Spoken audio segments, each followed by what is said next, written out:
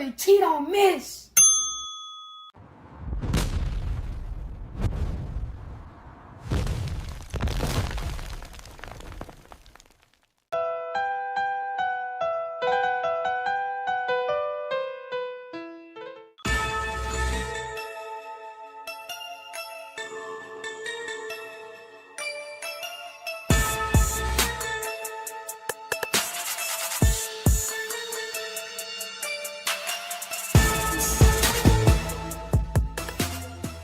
Bang, bang, bang, boy, shit break. On the hard thing, out of Alabama, you can add next say. Hello everyone, it's the Black Barbie representing the Hit Squad all the way from Ohio. So please like, share, and subscribe.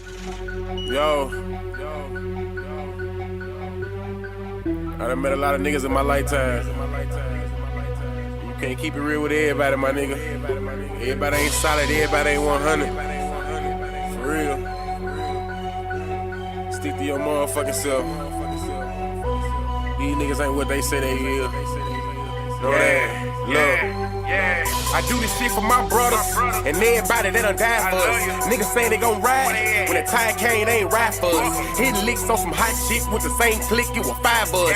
Niggas switched up like a bitch, say they'll die for you, but they lied to us. Make room for the real, all that other shit ain't got time for it. Mama still paying bills, till I get a meal, I'ma grind for it. Record labels all fake and gay, I won't sell my soul, I won't sign for it. Really cut from a different cloth, and new niggas only piss me off. Come around like they really down, but they only rhyme if they mooching off you. Niggas pussy beat the coochie off them. Listen up when the truth is talking. Real niggas got morals, and the lame niggas don't hate. Rob, who take what? Bitch, I'm riding around with that cake. Riding around with that long K, fuck a Draco, yeah, it's wartime. We ain't doing no drive-bys, if you try mine, we knocking doors down. I ain't saying I'm the biggest nothing, but if we got a problem, I'ma handle that. Loud talk gon' get crunny smacked. Turn this fat ass to a punching bag. Niggas saying it's on go when they see a nigga. Well, bitch, I'm a lunching pad. Hot shit for you fuck niggas. All love for the real niggas. Even if a nigga went blind and got paralyzed, I wouldn't feel niggas. See the pain in my city eyes that they traumatized and they still getting it. Forever smoke on Mac bands, long live smoking Bing. But most of all, the one that hurt the most, goddamn nigga took the king. Wake me up, I know it's all a dream, but this real life and I'm stating facts. If I said it, nigga, then I meant it, nigga. If it's out my mouth, I won't take it back. Rap niggas know what's going on. I'm the hottest shit since Tupac. I'm in Tupac and I'm too hot. Nigga, you not, I'm a fuse box. Yeah, nigga, I control shit. Y'all ain't better than my old shit. Tell them folks on no shit, on oh shit, this bullshit. I done kept it too real, but never got it in return. It's fucked up how we live, well I guess it's what I gotta learn. And they ain't saying that I'm perfect, cause everybody got flaws. And they say the real in the graveyard or they locked up behind walls. Your closest homie can be your biggest hater and I ain't trusting shit, not at all. They laugh at you when you fall, get mad at you when you ball. They come around like they really down, but them niggas sour cut them off. Stand alone on your own team, be a grown man, that's a boss. I'm only here to get it real. If I ain't done it, I ain't speaking on it. Wake 'em up, cause it's real. You can't learn shit cause you sleeping on me. Old homie tried to steal from me. The same one that said he killed for me. I never trust another soul going down that road, I be done killed something. Taking food out my kids' mouth will be the quickest way I catch a bid for something. Understand you gotta live for something, or you gon' die trying to live for nothing. Every dollar ain't meant to be chased, my nigga. Be patient, it's really coming. You don't work, you don't eat. I'm grinding hard, losing sleep. I'm taking joy to take the pain away, but somehow this shit getting weak.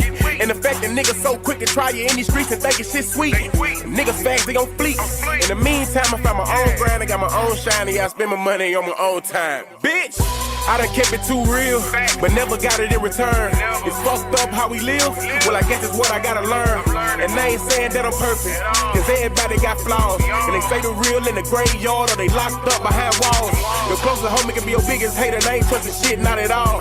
They laugh at you when you fall, get mad at you when you ball. They come around like they really down, but them niggas sour cut them off. Stand alone on your own team, be a grown man, that's a boss.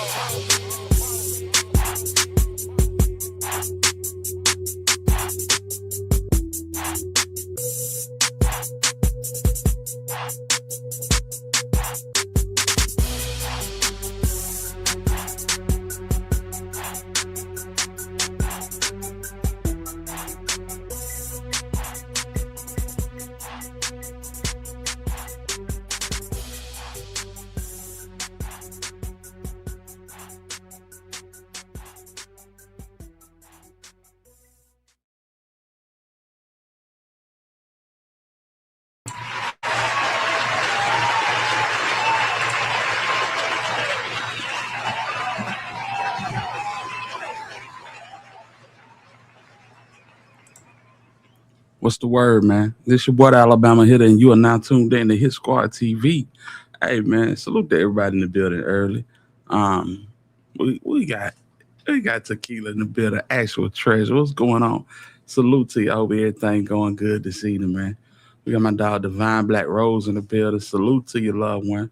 We got my dog Bad Ways out of that Milwaukee, Wisconsin. You feel me? Salute to my dog Bad Ways, man. Much love to you.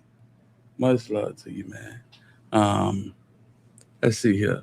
Oh, we got Nene in here early. So shout out to Hitter in the chat. Stopping in to hit that like button, man. I appreciate y'all, man. I appreciate y'all for real, for real. Listen, we got a few things we're gonna talk about, man. How about this damn Banzzo Bling family? Banzzo done popped out and just told the world that, hey, man, I'm the one that hit Boosie. Hey, it's something crazy going on with this Mo 3 thing, man. Banzzo Bling is certified. Certifiably crazy, man. And we can't deny that fact. It just is what it is, man. Little brother been damaged for a long time. Fam. And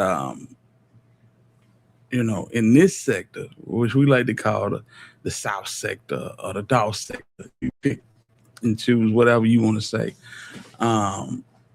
We often talk about the older cats misusing the younger cats and kind of sending them out. But in this young man case, man, he was bound to do something. Banzzo Bling, Keywan White, he was bound to do something. See, it's certain people, you can't trick them off the streets or get them off their square. But you got some that's at the bus stop waiting to crash out. They waiting on the hottest and fastest thing smoking just to crash out. And that's Banzzo Bling, man. Lord have mercy. Bruh in that can, and he ain't fucked up about it. Excuse my language. He ain't messed up about it. You know what I'm saying? He living his life. Real life street stars interviewed him, and I mean, I don't know why he told this story, but he told it. And a lot of people are saying that this interview is not recent. It's not recent. It's not up to date, But he went in. Fam. Needless to say, if you read between the lines, he said he just wanted to go up to Big T and get something to eat, And he got his homeboy to take him up there. Why you need your homeboy to take you up there? You got a brand new Camaro. Feel me? Oh, man. Y'all give me a second, fam. Mm-hmm.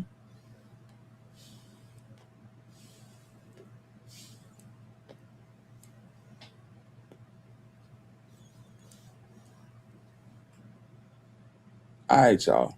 Banzzo wanted to get up. He wanted to get up and go to Big T, right? So he listened to the voices in his head. Yeah, it's hella booty where he at. He ain't got to worry about holding it down or trying to be masculine or nothing. It's just that for the taking. Mm-hmm. So let's break this down. He went to Big T to get a slice of pizza.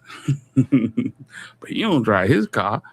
He said he don't feel like driving today. So he called his homeboy and got his homeboy to take him to Big T. So once he got in there, they walking around, say going to Gym City. First of all, you say you were going for pizza. Now you going to Gym City. Feel me? Okay, cool. You got your girlfriend. Well, you got a girl that's your friend in the mall. She like, hey, it's a Boosie over there. They deep too. For real? Damn. Let me go holler at Boosie. I ain't want to seem like no, clout chaser, you know what I'm saying, or a fan. So I'm going to just wait for him to come out. So you can translate that into the fact that maybe the friend that he bumped into in Big T basically gave him the drop. Said, yeah, Boosie here. You might want to come see about him. You know what I'm saying? It's just crazy. And the reason he's telling this, I really want to know. I really want to know. You know what I'm saying? Certain things he said in that whole interview, like he seen my GRC chain, so that probably spooked him out. Cause he probably been around and he know Yellow GRC, Trap Boy Cool Money, Yellow PMG. You know what I'm saying?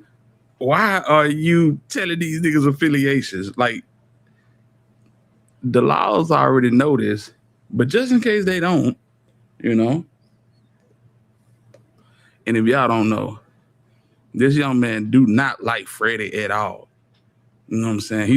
I believe he looked up to him at one point, but then at one point he started to, I think Freddie left him high and dry. He ain't sent him a dime in Chinese money like Terrence Gangster Williams say. And he kind of left him high and dry. And he got a little bit of resentment from that. But, yeah, man. This boy is giving up all the gems, tying up all the loose ends, the one that said he wasn't going to tell. Let me see something. Y'all give me a second. Let me pull this up. All right, let's see here. Give me 1 second. Okay, we got that. Take that off. Salute to everybody in the building, man. Y'all in here, hit that like button, man. We just getting started. Family. So let me look at something right quick. Yeah, man. Yeah, cause Keywan, he ain't dumb as y'all think he is. I swear to God, he is not dumb as y'all think he is. I didn't know what this meant. You know what I'm saying? I didn't know what this meant when I first saw it. Let me see here. See if I can bring it up here for y'all to see. Let me bring that down. Like a day before this interview came out, it was just a random post on his Instagram. Like, what that mean, man? I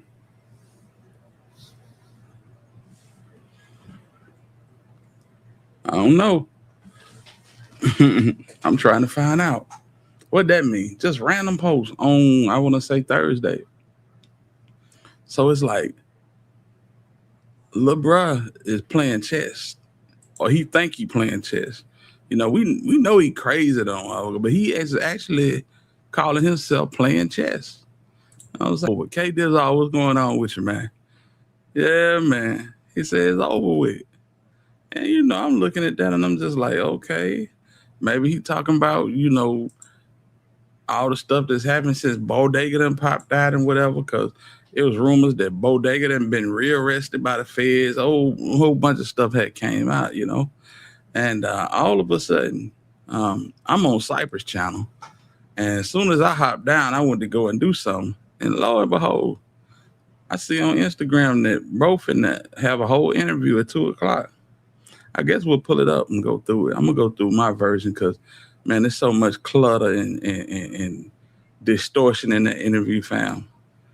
This nigga talking about what he get from Walmart and, you know what I'm saying, or the music he like to listen to, all this so crazy stuff, man. But I guess we'll go through this, y'all. And as we go through it, we'll break it down. And don't worry, Walka, your ass is cooked too. I'm talking about stewed turkey tails, barbecue oxtails, sliding off the bone. Walka, they finna man walk Sauce Walka straight into the feds. They finna man act this nigga straight to the feds. Yeah. That being said, let's get into this interview. Let me get this off the screen right quick. I just wanted to show y'all that because I couldn't make heads or tails of it when it first came, but when I finally saw this interview, I'm like, okay, this is what he talking about. You know what I'm saying? And if this was a pre-recorded interview, when I mean pre-recorded, I'm talking about from like last year or a year before. You know, he knew it was coming out. I don't I don't know if he, on here he said, "Yeah, I got the shag with the waves." I don't know if that's his hairstyle right now. Yeah, we seen him in his hearing, and that nigga got some weird shit going on. Um, I guess you would call them wicks that just ain't wicking. You know what I'm talking about? So, anyway, we gonna get into this, man. This Banzzo Bling, and as we go through it, I'm gonna try to break down as much as I can to my recollection and knowledge, man. Y'all hit the like button. Y'all get comfortable. We finna go through it, man. It's your boy Hitter, man, and I appreciate y'all for rocking with me, man. Let's go. Can you kind of run through, you know what I'm saying, like what was going on, when Boosie came down here that day? Man, I mean, I remember I had woke up, bro, and shit. When I woke up, goddamn, we went to DTLR. Yeah, we went to them. I had called my partner. I'm like, hey, dude, hey, little broski, pull up and come take me to DTLR real quick. I don't feel like driving. Like, you know what I'm saying? I want to be ducked off. He's like, all right, bitch, I got you. Just give me a second. Okay. So you want to go down to downtown locker room, get some kicks. DTLR. You got a brand new Camaro. Allegedly, you just bought the Camaro for the hit in particular, which is dumb as hell, but you don't feel like driving, so we understand. So you pay your homie $200. He said this later on in the interview. He said, basically, after everything happened with Boosie, he wanted to go and get something to eat. I thought you went to Big T to get something to eat. See what I'm saying? It's a lot of inconsistencies, but we finna rock out with it. Yeah, paid his homie $200 more. That's what he said. So yeah, he paid his homie $200 to take him to Big T, and after they left Big T, he paid him another $200 to take him to go get something to eat. Let's go. So I remember me getting dressed and stuff. You know what I'm saying? And me, I'm firing up a backwood, smoking that hole. You know what I'm saying? And he pulled up. I seen him on the camera when he pulled up. So when he pulled up, I went outside, jumped in the car with him. They were like, bitch, drive. I'm going to drive a little bit. I'm like, all right, bitch. So I'm driving. Everybody knew that Boosie was there, though, so it was like real crowded that day, right? Was it crowded like that when he... See, I didn't know. I ain't know Boosie was there. So you gonna see how I knew he was there once I get deep. Okay, go ahead. So you good? So we walk in and I wanted some pizza. I'm like, let's get some pizza, right? So we get some pizza. You know what I'm saying? 2 slices with a drink. You know what I'm saying? You know how that man is. Then get 2 slices of the drink. You know what I'm saying? And we just walking around chilling. You know what I'm saying? Now I do, you know what I'm saying? I do have a weapon on me. You know what I'm saying? I had a Draco up under my left shoulder. No, I mean not shoulder, but armpit. You know? Yeah, of course. Because who don't go to get pizza with a Draco on them? I fully understand, but let's keep rocking. So that's how I carry it, because I had a jacket, a bubble jacket on. So I'm carrying it, we walking through. I see the security guard. They're like, what's up, youngster? You good today? We ain't gonna have no trouble. I'm like, nah, I'm chilling. You know what I'm saying? So I done had a couple of incidents in Big T. I'm in Gym City, but I'm really not even in Gym City yet. I'm at the phone booth right there. Absolutely, Divine Black Rose. He's seen him through the surveillance in the apartment. Same apartment that Yellow Bees and Fred and them shot racks in. You know what I'm saying? But anyway, J Real, what's up with you? Salute to you, homie. I had a little phone booth. I had a home girl. She like, Q1, come here. I'm like, bitch, that ain't my name, bitch. Like, bitch, you know my name, bitch. Stop playing with me. She like, well, I'm not counting you bads. I'm like, bitch, you just did. You know what I'm saying? But long story short, so we chopping up. She like, man, guess who in BT right now? I'm like, ooh. She like, I'm like, what? Yeah, you lying. Why Boosie here? You know what I'm saying? Cause like, I ain't no head smoke with Boosie. You know what I'm saying? Like Boosie was legitimately one of my favorite rappers. I don't think he met no female in Big T, I think a female called him. I think a female called him, gave him the drop. It's just me, but hey, you have to weed through this shit that he talking because he really feel like he's slicker than lotion, you know, and you have to weed through this shit. Yeah, I seen that. I seen that. I seen it. So now tell me, your name is Free Carmelo. What is your name normally? You know what I'm saying? I don't. So you know what I'm saying. I can salute you properly. Yeah, I'm of that same stance as well. But I'm just trying to see if you're a his squad member, man. So I can salute you properly. Salute to you. Hey, Sight, what it do? Salute to you, man. But yeah, you gotta weed through what that man's saying and making it make sense. Cause he gonna go 100 ways to the corner. He going through every nook and cranny, tell you about everything he done went through as a child. Just crazy. So I'm like, where Boosie at? She's like, he in Gym City right there. They beam too. I'm like, for real? She's like, hey, yo. I'm like, man, I'm lying. She like, I'm not lying, he ain't there.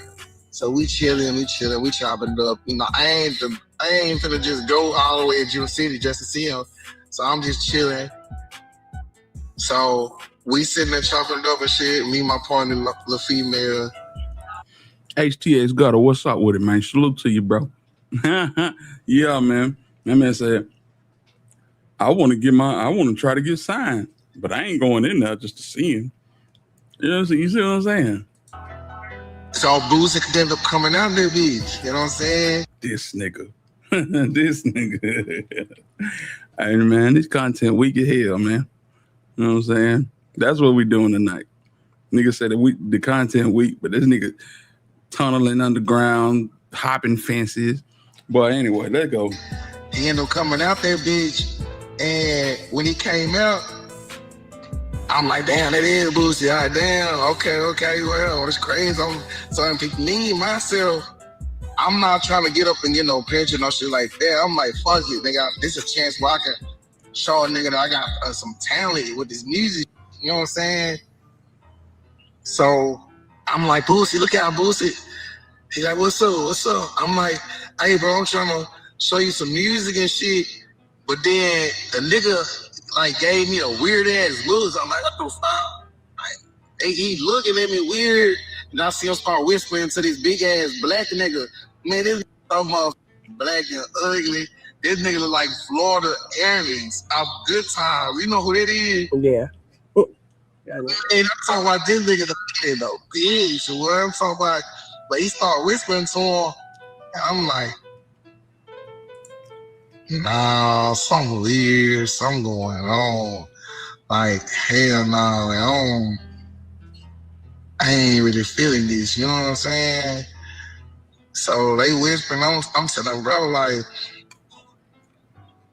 man, best, like. So Q1 just happened to be in Big T Bazaar the day that Boosie was in there. Boosie was in Gym City, basically a jewelry store. Banzzo Bling was headed to Gym City, and they met each other. And pardon me if the clip sound a little distorted or chopped. Banzzo Bling is a very My chain. if y'all follow this story, the only thing Boosie ever said to this nigga was, "Hey, come here. Where you going? Come back." That's the only thing, according to Banzzo. You feel me? So that just lets you know it's a crock of shit what he's saying. But if you weed through it, you can figure out what it is, man. AC Shakur said, long live bro Melvin Abdul Malik Noble Jr. of Texas, aka Marcus Mack, Osama, Lil Bubba, King of Texas, 53192, 11/11/2020. I see you. I hear you in the building. Salute to you, AC Shakur. It's just some real shit. And the more I think about it, I'm just like, this is crazy as hell that an unstable person like Q1 was able to get up on 3 like he did. But you know, you had people in place to put this together for him to where all he had to do was hop out and execute. You know, I think all these niggas cook. The more this shit going on, all these niggas cook. Real talk. Let's see. We got positive vibes in the building. She said, crazy how he just up there smiling as he tell us, oh, yeah, that nigga good, man. He good.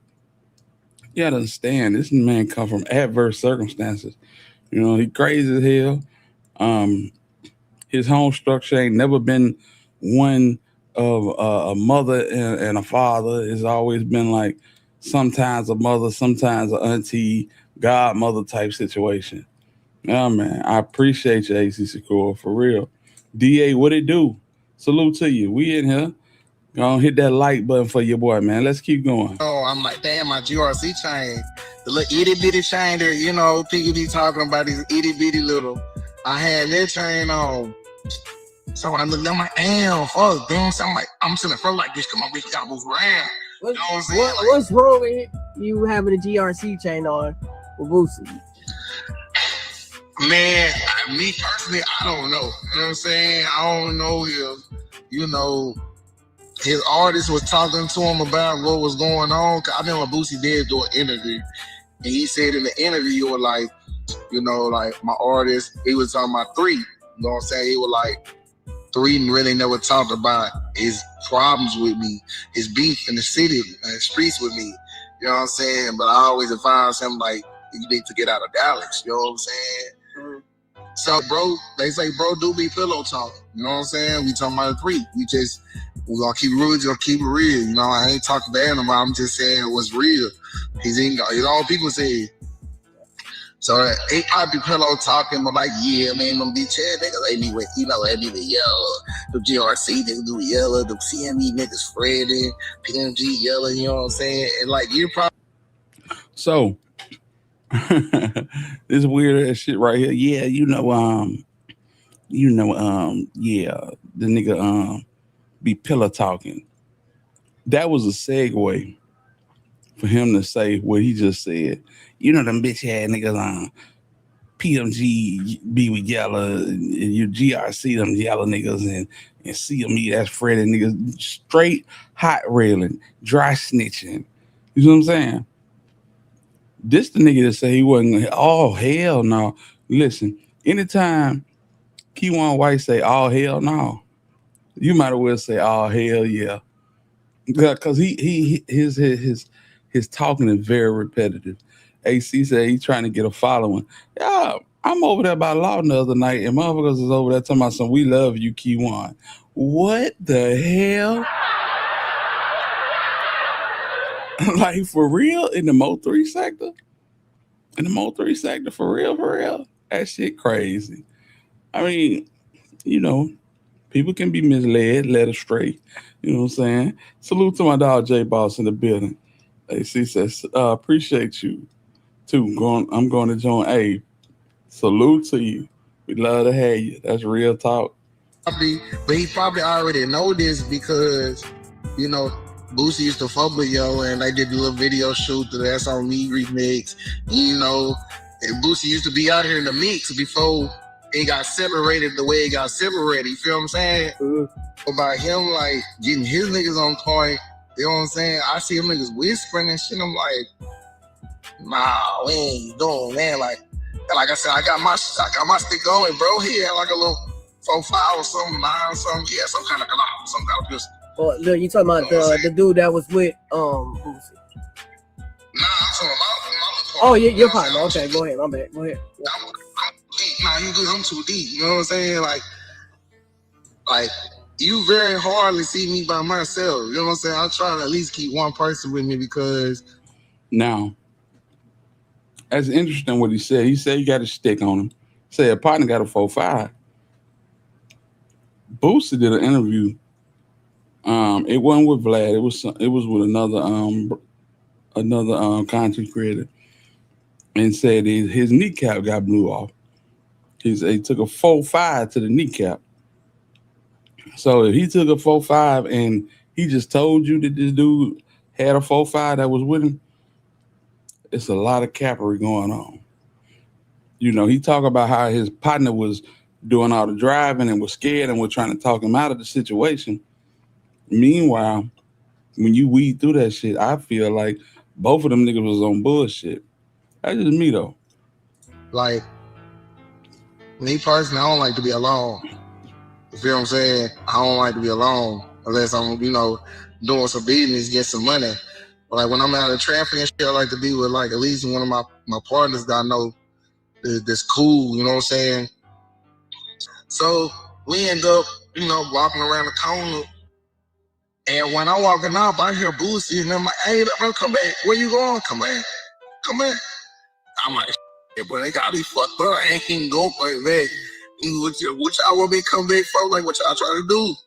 Like, I don't, like, but hell, but something I'm gonna come back for when y'all whispering and shit, you know what I'm saying? Like, but I'm gonna just say this. It probably wasn't even what I was thinking. I was probably just thinking crazy just because how I be thinking, you know what I'm saying? He probably could have been like really trying to listen to my music or something, or the big black and the other could have been telling him like, hey, look, bro, I done seen them, or everybody was just telling like to be careful, you know what I'm saying? I don't know what they was really talking about. I can't sit here and tell you that I know what they was talking about. But So as you can see, a nigga like this will make up a whole situation in his head. You ain't got shit to do. You up at that bitch making chi-chis and, you know what I'm saying, hollering at the other male, females in the prison or whatnot. You ain't got shit to do. You sitting up there in your own head writing raps, making up whole stories, fam. He didn't go up there to get no damn contract. He didn't go up there to get signed. He went up there with one intent, and that's to knock Boosie, to the upper room. Yeah, that's all they was there for. Yeah. I mean, you could make up these stories and it really sound good. I'm not even gonna hold you. Shit sound good as hell. But no, you went up to Boosie, you get paranoid because niggas start whispering to each other. They ain't mean mugged you or nothing. He ain't said nothing about a nigga mean mugging. He just said a nigga was looking funny. I'm like, damn, okay, that's all it take, huh? Whispering. Okay. Let's get back to it. we had to get into the car. We get in. I'm like, bitch, let me see the phone. You know what I'm saying? I'm like, let me see her phone. They like, did you tripping, bitch? I'm like, nah, bitch, because I'm in the car. I'm really going in. I'm like, bitch, yeah, because, like, man, them niggas trying to get at us, nigga. You tripping, nigga. Like all I was trying to do was show them niggas some music, and them niggas trying to get at us, nigga. You ain't paying attention, nigga. You gonna get smacked in this, nigga. Like, the fuck you with me for if you ain't paying attention? He like, bitch, you tripping, bitch, like that. Appreciate the membership, AC. I appreciate you for real. Hope you enjoy your time over here, man. We don't do nothing but go over content. We don't fabricate shit. We just hey, we go through it in real time as it comes across the desk, man. But appreciate you, real talk. But this nigga older than me though. My partner, he older than me. You know what I'm saying? And he like, nah, bitch, you tripping, Banzzo. Calm down, man. He ain't even like that, bro. You tripping. If they was trying to get at you, they would have just did it right there. I'm like, yeah, what the f you think they was doing? Why you think they was whispering? Nah, I'm not gonna trip. I'm not gonna lie. I do be tripping. I do be tripping sometimes. I had incidents where it really wasn't nothing, but me in my mind telling me it was something. What? But it really wasn't nothing. So I end up getting on the phone. I get my partner phone, and I'm like, I make a call. You know what I'm saying? I make a call, and when I make a call, I'm like, man, I'm calling my partner. I'm like, hey, bro, where y'all live, bro? Like, man, some niggas trying to get at us, bro. You know what I'm saying? I'm telling straight, like, man, Boosie, I'm up here, bro. I think they're trying to get at me, bro. I don't know what's going on. But they acting weird as fuck, bro. Like, where y'all live? Hey, shout out to AC for the donation. She said, long live Melvin Noble, man. Y'all know what it is. Y'all know what it is. Appreciate your AC. That's love for real. Man, y'all hit that like button, man. This boy here is crazy here. Now, when I first heard this, I was like, maybe you were calling Ducky P, trying to get Ducky P up there. But the more I listened to this interview, I listened to it about 3-4 times. I don't believe he called nobody. I don't believe he called nobody. I believe he made a phone call when he was at home. Like for real, I think he got a phone call from a female letting him know what three was, and well, not three, Boosie. And I believe he made a phone call to the hierarchy to let them know what he was about to be on, and they said run it. Plain and simple, man. You just have to look at this shit for what it is, man. And the fact that he said I made a very important phone call, but you're dry snitching, you're dry snitching, and I'm gonna tell you something else. I believe this nigga trying to plead insanity. Real talk. When you listen to some of the shit he said, now in this video that I did not include all of the side talk that he was doing because I didn't want to take real life whole video, but I just wanted to get some meaningful clips. Bro said he used to jump off the damn shiffer road head first on a nigga. You know what I'm saying?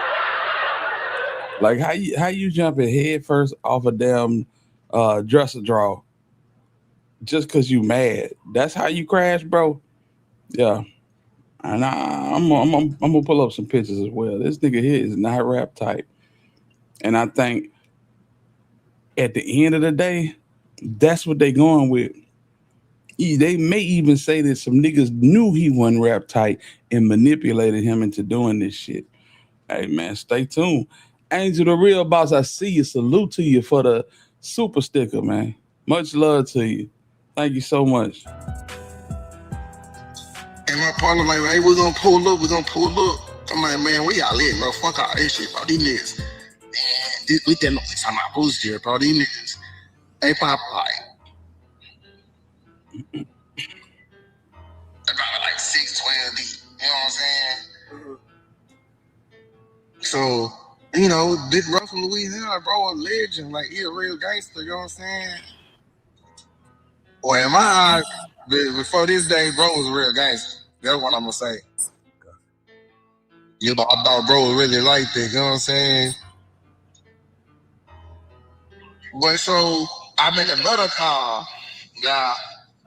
What happened in this phone call? I'm not gonna, say what happened in the phone call and no shit like that, but I made a real important phone call. And I'm like, man, well, I will say, I'm like, man, I think bro trying to get me, bro. I'm like, so I made a real important phone call. I'm telling my people who I'm on the phone with, I'm like, hey, bro, I think bro trying to get me, bro. They like, who? I'm like, man, but we in Big T, bro, and I just ran to Boosie. I'm like, for real? Oh, you good? I'm like, I ain't gonna lie, bro. I think bro trying to get me, bro, because I was asking, like, man, can you check my music out and shit? And my people were like, why the fuck would you do that? I'm like, shit, like, I like Boosie, I'm trying to, I'm trying to see if I can get signed and shit. Like, man, hell no, you tripping, bro. Like, why the fuck would you ask that nigga? Now he imitating somebody. And if you ever listen to a Yellow Beezy interview, you know what it is. What's happening? What happening, man? Y'all already know what Love Demon in the building. What's up with everybody in here? Shout out to my brother to Alabama Hill, the man, the preacher's grandson popping out. But y'all know I had to show up and on the race. For real, it's only right, homie. Let's go. But yeah, man, this nigga, if you hear the way he talking right here, you could tell easily he imitating Yellow. Listen to this shit, man. I'm trying to, I'm trying to see if I can get signed and shit. Like, man, hell no, you tripping, bro. Like, why the fuck would you ask that nigga to check the music out? Like, you tripping. I'm like, how I'm tripping? You know what I'm saying? Like, how I'm tripping. And he like, bro, you tripping, bro. Like, bro, man, fuck bump that. You know what I'm saying? And then some more shit was said, and I'm like, bitch, I hung up. Now, if you listening, he said he made 2 phone calls. One to one of his partners, which I'm assuming just for assumption's sake that it was Ducky P. Ducky P said he was going to pull up. That never showed. Then he said he made one very important phone call. And I'm going to give you 2 guesses and one don't even count. I believe he called Yellow. I think you What? not. Go ahead. Go ahead. Yeah, I'm in the bit. It was yellow. Yeah, yeah.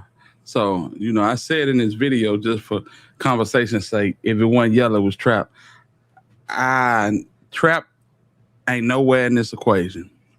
Nowhere in the equation. You know, matter of fact, if y'all remember this video, the video I did previously about Yellow Beezy, I said that this nigga bunt Yellow Beezy up every chance he get. You know, debuting the Laugh Now shit and all the little weird shit he was doing on the freeway. You know, you would think if a nigga knew that his partner was running a play like this, that he would, stand down. But the way he was talking, he was actually talking like he ain't had nothing to do with this shit. Yeah, but trap actions kind of threw all these niggas up on the bus, but letting the world know I ain't got nothing to do with it, but y'all look these niggas way. Right. So he was gonna troll and do his little thing or whatnot. What's going on with it, Javette? I see you in the building. He was gonna let niggas know that, hey, I'm gonna do my trolling. This nigga, if y'all remember, he said, who the fuck got the freeway blocked up? They got the freeway backed up all the way on Polk, dog. And then the video cut. And it's like 5 niggas. I think it was Joe Guapo and about 4 other niggas. Now, if a nigga like 3 is reading, he got the newspaper and reading the headlines and finding out who got shot and rapping about it like they said at first, you wouldn't do that. Now, every street nigga that done lost somebody and the nigga that they knew that took them folk down passed away, they do the same shit. They do the exact same shit. So, I'm not saying that, 3 was an angel. Never have said that. 3 was out here hella active. Whether he was knocking shit down, Bubba was knocking shit down, or even, I'm not even going to throw his name on it. I ain't going to even throw his name on it. But, yeah. But we know Lil B was with them niggas. If y'all don't know who Lil B is, Lil B is goddamn young boy. Young boy was a little nigga out there. Listen to the music. It's all in the music. Yeah. Ask Lil B about Lil 3. Anyway, let's keep going, y'all. He called Yellow. Yellow chastised him about trying to. Saying like, we came out the okay, so boom, you know what I'm saying? Because people that don't know what's going on, let me just break it down to you. So when you come out of the side of BT about a pizza place, you either can keep straight and link a right and don't get up out of it, or you can bust a right there and be in the front and cruise on a main little strip in front of BT. So we bust a right, and now we cruising in the front of the main strip on in front of Big T. And so I see them niggas outside, and them niggas just looking around, you know what I'm saying? So I'm like, little bit, look at them niggas. So bro in the front seat, I'm in the back seat, you know what I'm saying? And I know niggas will be like, man, why the fuck Banzzo on the back seat? You know what I'm saying? I'm just in the back seat chilling. You know what I'm saying? Doug, you know what I'm saying?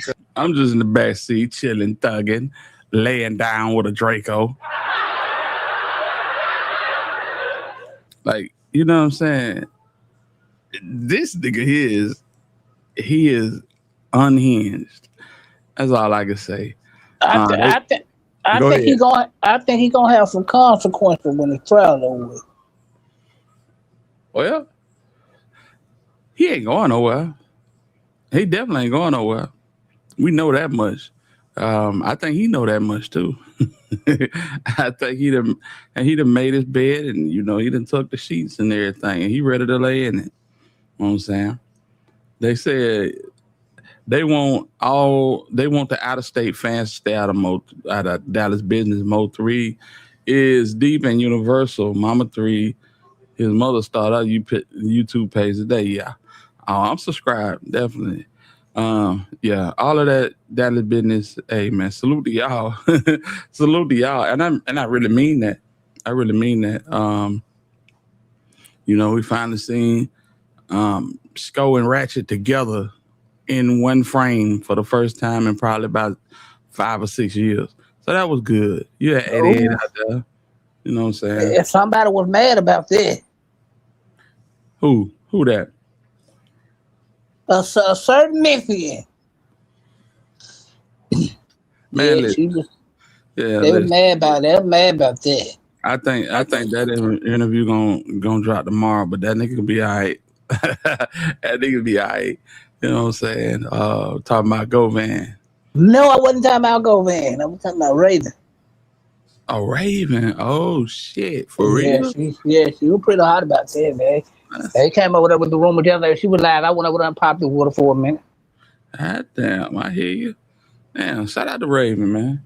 Shout out to Raven. You gotta understand, Ray. These niggas, they grew up together. You know what I'm saying? They wasn't best of friends. They friends was best of friends, but them niggas grew up together. Both of them from Garland, you know. But yeah. But I understand she was like he was saying that they would give her but everybody was saying y'all was guilty search. And I even told her like when I chopped it up with like Raven, like I don't feel like you doing them 2 interviews for the good look. Man, that shit dead, bro. I ain't trying to be funny. Raven shouldn't have to prove her innocence. She shouldn't. That shit over with. That shit old as hell. What going on with it, Stan G? I see you, bro. Stan G in the building. We got the energy in the building. Salute to your home. Yes, Energy Gang Global. Yeah, exactly. Niggas say they been running the play. Well, listen, if they have, then the play over with. You know what I'm saying? And why is a nigga so invested in 2 niggas beefing with each other anyway? You know, if a nigga can put that shit to the side and move forward, let's do that. And Right. you know, they outside the Collin County courthouse with Carmelo Anthony. So you know that if they have put a beef to the side, they did it for a good cause. So that's Right. And I feel like we all should be able to come together at some point. I mean, we all grown, man. Just forget about the foolishness.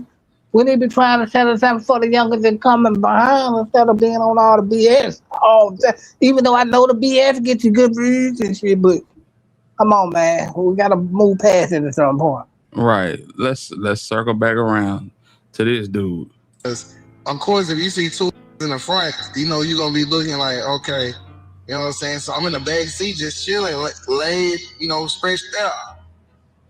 So I tell her, I'm like, hey, bitch, don't keep going. You know what I'm saying? But stop right here for a second. So when we get, a lot of people were saying that he drive, but people drive this and this. Trump was bulletproof, and that nigga was in a black Audi truck. That's what he was in. He was in a black Audi truck. The nigga had I want to say it was like it was some like a bluish Camaro, like a bluish. I can't remember what color the Camaro was. Then they had like a red Charger. You know what I'm saying? These are cars they in. So it was a Camaro and a red Charger, and they had an Audi truck. You know. So I'm like, stop right here for a second. You know what I'm saying? Let them cars get in front of you. This nigga here, he's excited about telling this story. Stan G, what it do, man? Oh man, what poppin', man? What y'all got going on, man? Just going over this Keywan White testimony right here. Yeah, I see. Yeah, he playing. That man ain't playing. Yeah, he playing a dangerous game, but hell, you know what I'm saying? I feel like a nigga safe. I feel like the niggas with all the money might not have as much no more. You know what I'm saying? Exactly, man. See, the rest of these boys, they guapped up, and folks ain't caring about it no more like they was caring about it. Right. So, hey, when it come to August, and man, listen, this shit gonna be in full swing. And I believe, honestly, if y'all are gonna walk out the front door after this shit is over with, he gonna have to put every dime he got on this shit.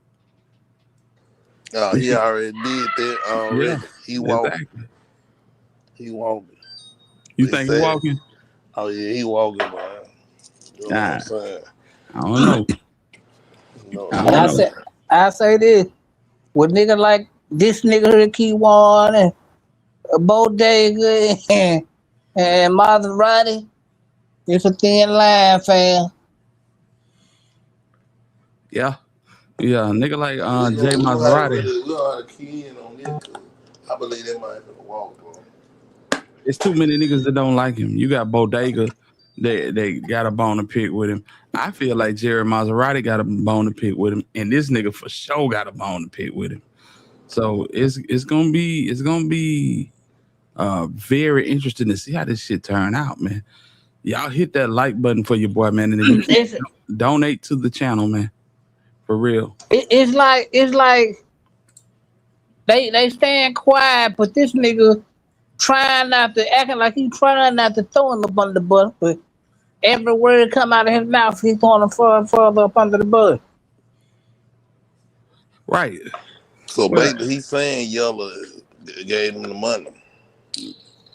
well, he didn't get no money. From what we hearing, his portion got intercepted by Maserati Jerry Lynn Johnson. Like kind of like with the Tupac situation with what's the nigga name? Help me out. Zip. Zip. Eric Von Zip. Eric Von Zip was paid by Puffy to Eric Von Zip was paid by Puffy to pay Keefy D them, and he never did. And I think that's the situation that happened with this shit. Like, and if you've been following this, you can go back on the Real Life Street Stars interview where this nigga was talking about Dog. You know, Dog is another alias for Jerry Maserati. And he was talking about how disappointed he was in this nigga. I think it was because we thought at first because he was snitching. But I think a lot of it is because this nigga intercepted the whole package. And some people going as far as to say that Jerry Maserati might have been on the freeway. You know what I'm saying? We don't know, but that's been a rumor. Yeah, this nigga is a social. Okay, so he the one who tied everything up together. Exactly. He already got a 27-year sentence. So, because the clique that they all a part of, GRC, they got wrapped up in a RICO. I don't know how this nigga ain't get caught up in it because he been smacking shit for these boys for a minute. But yeah. Yeah. Okay, now I get what's going on now. Exactly. Key, I see you, homie. Salute to you. Let's get to this content. All cars these get up boys- running. What'd you say? all them boys supposed to be in jail, just like all them boys in the Dolph case. Absolutely. All these boys doing the same thing, and okay, I see what's going on. That's the smackers now. Yeah. The folks who are already in trouble, so they ain't caring about their life anyway, so they just smacking shit. Exactly. Okay, I get it. Just imagine if just imagine if this was the dog case. This would be your Cornelius. Basically, this nigga be Yeah, on 'cause you you. remember Straight Drop Sport being locked up a long time ago too.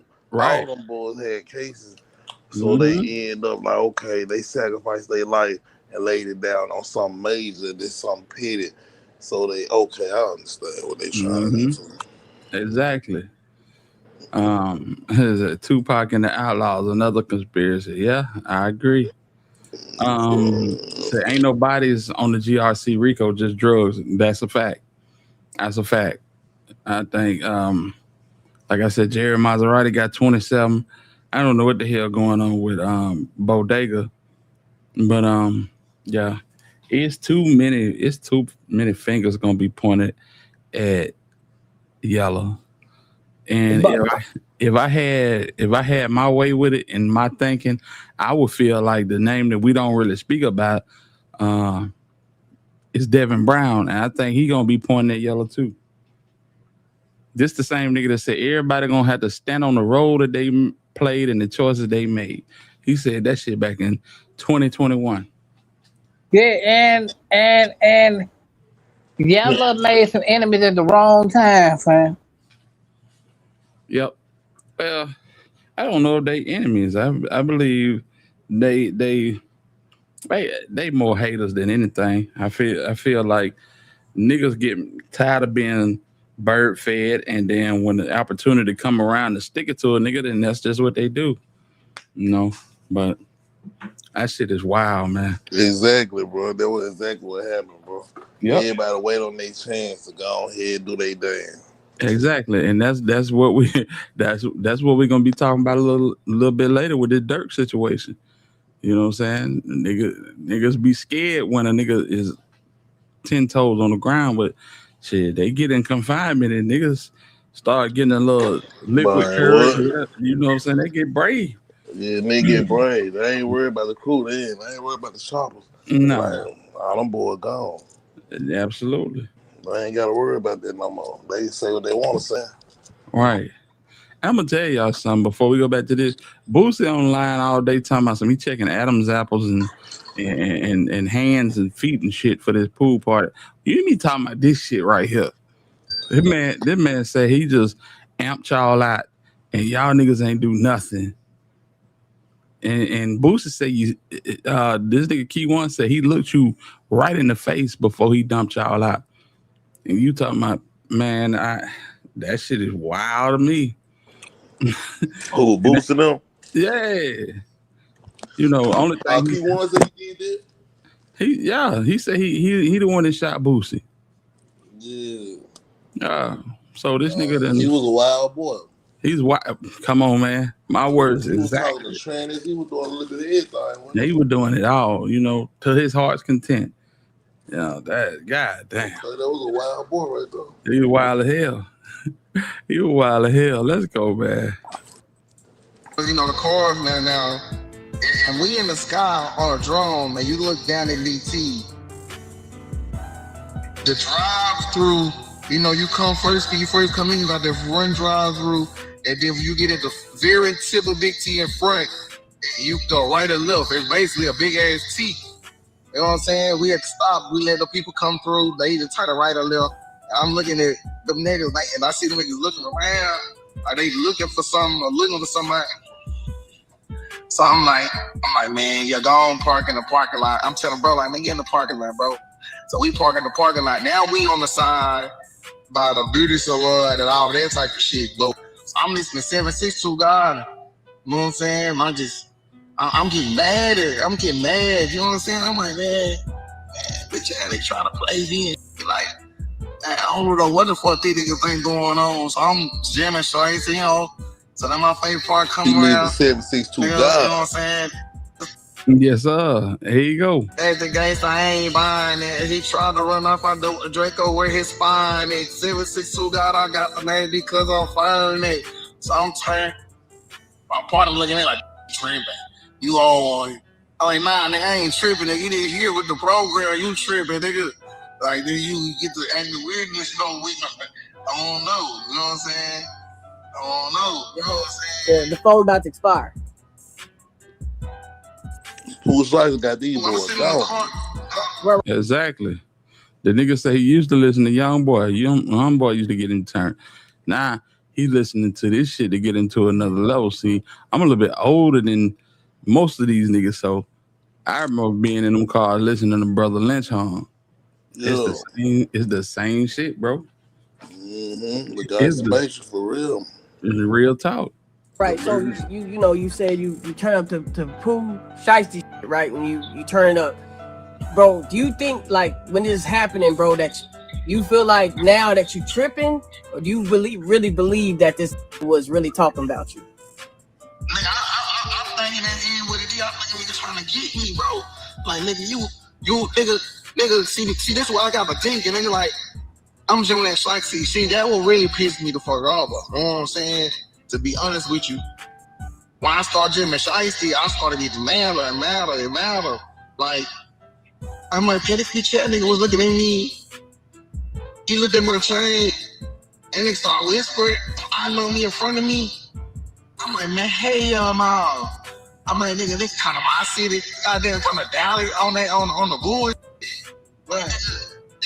Like, you supposed to came in here, and then what you did shows the respect, and you know what I'm saying? And like, yeah, you could have went to Big T. I ain't gonna say you couldn't come to Big T. That I ain't gonna say no shit like that. Cause who and I and say a nigga can't go to Big T. Let's just keep it real. I'm like, what the nigga, you come out here and you tripping like you feeling like, man, what the fuck, nigga? Like, nah. So I'm Jimmy Shiesty, man. I'm saying, wait. So let me ask you this: if you were Boosie and you had a problem with you, what you would have done in that situation? Would you like say if it was the opposite? You know what I'm saying? Well, see what? Ask you this, okay? This my thing. What's the boy? Why you got a problem with me? You know what I'm saying? When you was fucking with Yellow and Trap, you know what I'm saying? And bro, but now you signed, bro. You know what I'm saying? I understand loyalty and all that shit, but what's the problem there with me? So, like, if it was me and I had a problem with it, shit, I'm not just gonna be like, hey, where y'all going? I'm finna follow y'all. Hey, come on, I'm finna follow y'all. Like, what the f y'all got going? Hey, I'm gonna have my young like, yo, y'all make go take care of that. You know what I'm saying? Just deep. You know what I'm saying? Right. But, See, this is some weird ass shit, bro. This nigga Boosie ain't say nothing to this nigga but come here. And in his head, he done fabricated a whole moment where he was disrespected. That's why I said this story A don't whole make no lifetime. sense. A Yeah, whole lifetime story. right. He done hyped himself up to do what he wanted to do in the beginning. You know. So I don't believe that none of this shit happened. I believe you came up there on bullshit. You knew what you was coming for, and it wasn't no damn pizza. You came up there for Boosie. You know what I'm saying? You can put all these other trimmings and dressings around this shit. This shit ain't happen like that. Nigga, you got the low and you came. That's For it. real. That's it. Yeah. And Right. Boosie was off point because he thought he was bigger than the world. Right. Absolutely. He felt like, nigga, I've been getting love in Dallas for 15, 20 years. Ain't nowhere in the hell a nigga gonna touch me in Dallas. Just didn't know a damn fool was on the loose. Ready to do anything. Yeah, right. A damn fool on the loose, ready to do it to him. Shit. So you kind of felt kind of disrespected that he came down here and then had something to say to you. Like, you know what I'm saying? Like, it was cool that he came down here, but for him to even have anything towards you, that just was a prime. yeah, nigga, I can't respect. You know what I'm saying? When I first tried to holler at you, like, you know what I'm saying? I'm trying to show you some music, nigga. Like, nigga, I ain't asked you for no picture, no autograph, none of that type of shit. All I'm trying to ask you is check out my music, nigga. Whether you like it or not, you could have faked it like you like that. Like, yeah, I'm gonna get at you. You know what I'm saying? Anything, just you know what I'm saying? But you start whispering to a nigga, that's where you fucked up at, nigga. You whispering to a nigga, I don't know what the fuck you whispering, cause nigga, you say this shit out loud, nigga. That's an idiot, nigga. Nigga, that's like I pull up on you and your people. Yeah. I was sitting on the blue cap and I get the whisper to all of them on my young niggas. Y'all been really like, what the Banzzo talking about? Like, what he on? So by now, salute the AC for the donation. For real. Listen, y'all, we got like 30 something likes. We got 75 people in here. Y'all, do me a favor and hit that like button. Real talk. Go on, hit that like button for your boy. And run it up. Yeah, run that like button up, man. You know, that meant 30 something likes is crazy. Y'all hit that like button, man. If you can, support the channel, man. That way. Oh, yeah, boom, son. I'm telling bro, like, man, look, bro. When you see them niggas pull out, man, you pull out, man. They're like, man, you for real? I'm like, bro, what the f*** I look like I'm playing, man? I'm like, nigga, when I ain't pull out, nigga, you pull out. That's how we rockin', nigga. So, bro, like, man.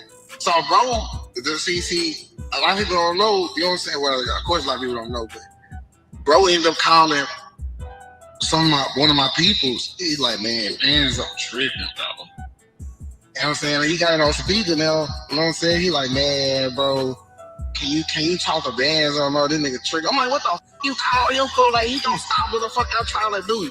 Like, why you go call him like he gonna stop me from doing what I'm trying to do? It's so many lies in this shit, but it's so much truth in it. You feel me? This nigga say, yeah, this he nigga was already thinking about doing them. Real talk. that we This was nigga trying to is, do. that's it. This nigga just stalked Boosie, got him on the bridge. You know what I'm saying? And when they got him on the bridge, all he heard was like, for real. So you must have knew somebody was gonna run it. It's so many lies in this shit, so convoluted. Hutton, what's going on with you? I appreciate you for turning in. Birmingham, most definitely in the building. 205, the west side of it, man. Salute to you. Much love to you. But what I don't understand is, nigga, you lying, telling the truth, ain't throwing niggas on the bus all the same time. Yes, sir. Bunning these niggas up, and they deserve it. Bunning them niggas up, man. You know, the nigga Yellow said keep his name out Miles before he sent a cease and desist. You can't say nothing about this nigga. He ain't called your name one time, but he overly letting you know that Yellow running this shit. My dog, True Results. Much respect to you, Hitter, for real, for real. You definitely showed your brother True. You genuinely cared and reached out by yourself. True, come up, bro. Come up, bro. True Results. That nigga right there, big damn. I'm tired right now, but much love. So listen, if y'all don't know, True had a brain aneurysm, and he recently had surgery. So we've been sending up prayers for True Results, and True is back home from the hospital. He doing good, and we thank God for it. So salute to the homie. Okay. Yeah, so salute the truth, salute the truth, drug, man. Blessing coming from my way, my guy. I ain't know that. Yeah, man. Yeah, salute to the homie True, man. Y'all know what it is. For sure, man. Salute the True. M-Town in the building. Absolutely. What's going on now? Yeah, man. AC said, hit them lights, man. Come on, y'all. Real talk. Y'all put them praying hands in the chat for True, man. Dude, what the you like, you see what I'm saying, bro? You know how Banzzo is, bro. He tripping, bro. I mean, So, man, them niggas end up leaving, bro. Them niggas end up leaving and shit and coming down the main strip. And so, shit, a girl probably hopped out, you know what I'm saying, hopped behind the niggas, you know what I'm saying? And them niggas, now, it's sun in the bitch outside, though, you know what I'm saying? It's bright as fuck. You know what I'm saying? Everybody inside, big T packed. Like, this bitch packed. Like you said earlier, this bitch packed. You know what I'm saying? People done started coming up here because, like, you know, they called and said, oh, Boosie up here out there. So this bitch done got packed. So they just bumble the ball trying to get out this. You know what I'm saying? And you see people, like, you know, running, like you see the kids running like they're trying to chase them down and stuff. So shit, man, they pulled out a BT parking lot and he bust a left and then he bust a right on the main bridge by the light. You know what I'm saying? So bro come out that day, we bust a left. I mean, we go straight and bust a left, but we ain't bust all right. We stopped. You know what I'm saying? Now the bridge packed, like every niggas know Oak Cliff guys done got the Big T 1,000 times from all over Dallas or the world. Been the Big T when you come at Big T, bitch. And on any given good day, on a Friday, Saturday, and Sunday, this bitch packed. You know what I'm saying?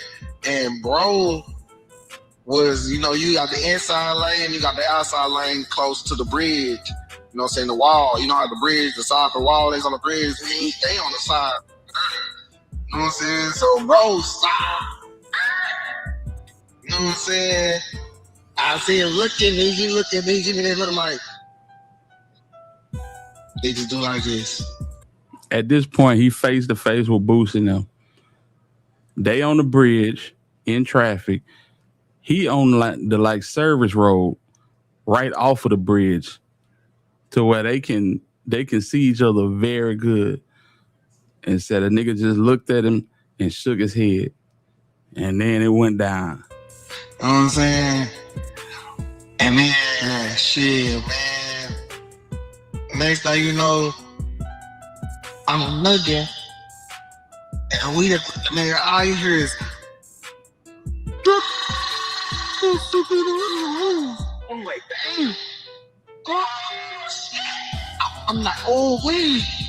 You know what I'm saying? Like, see, I ain't that nigga that how can I say, like, you know how you got some niggas that hear that gunfire, they can jump it. Yeah. Running this shit. Like, I ain't fucking that. That shit. Don't know it's bad for you too. That shit give me a erection. That shit make me. That shit turn me up. You hear me? And that shit, I like that shit, nigga. So I'm laughing at this shit. I thought he look crazy. That nigga looking like a V. I'm how you hear it.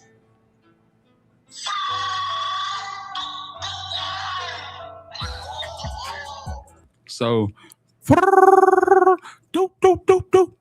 That's 2 guns, fam. That's 2 guns. So that means you and your partner. So your partner wasn't looking scary. He wasn't looking abused. Your partner was on the same shit you was on, bro. Yeah, like, why you lying about this shit, bro? Just, if you gonna tell the truth, tell the whole truth. Cause what you saying don't even make sense.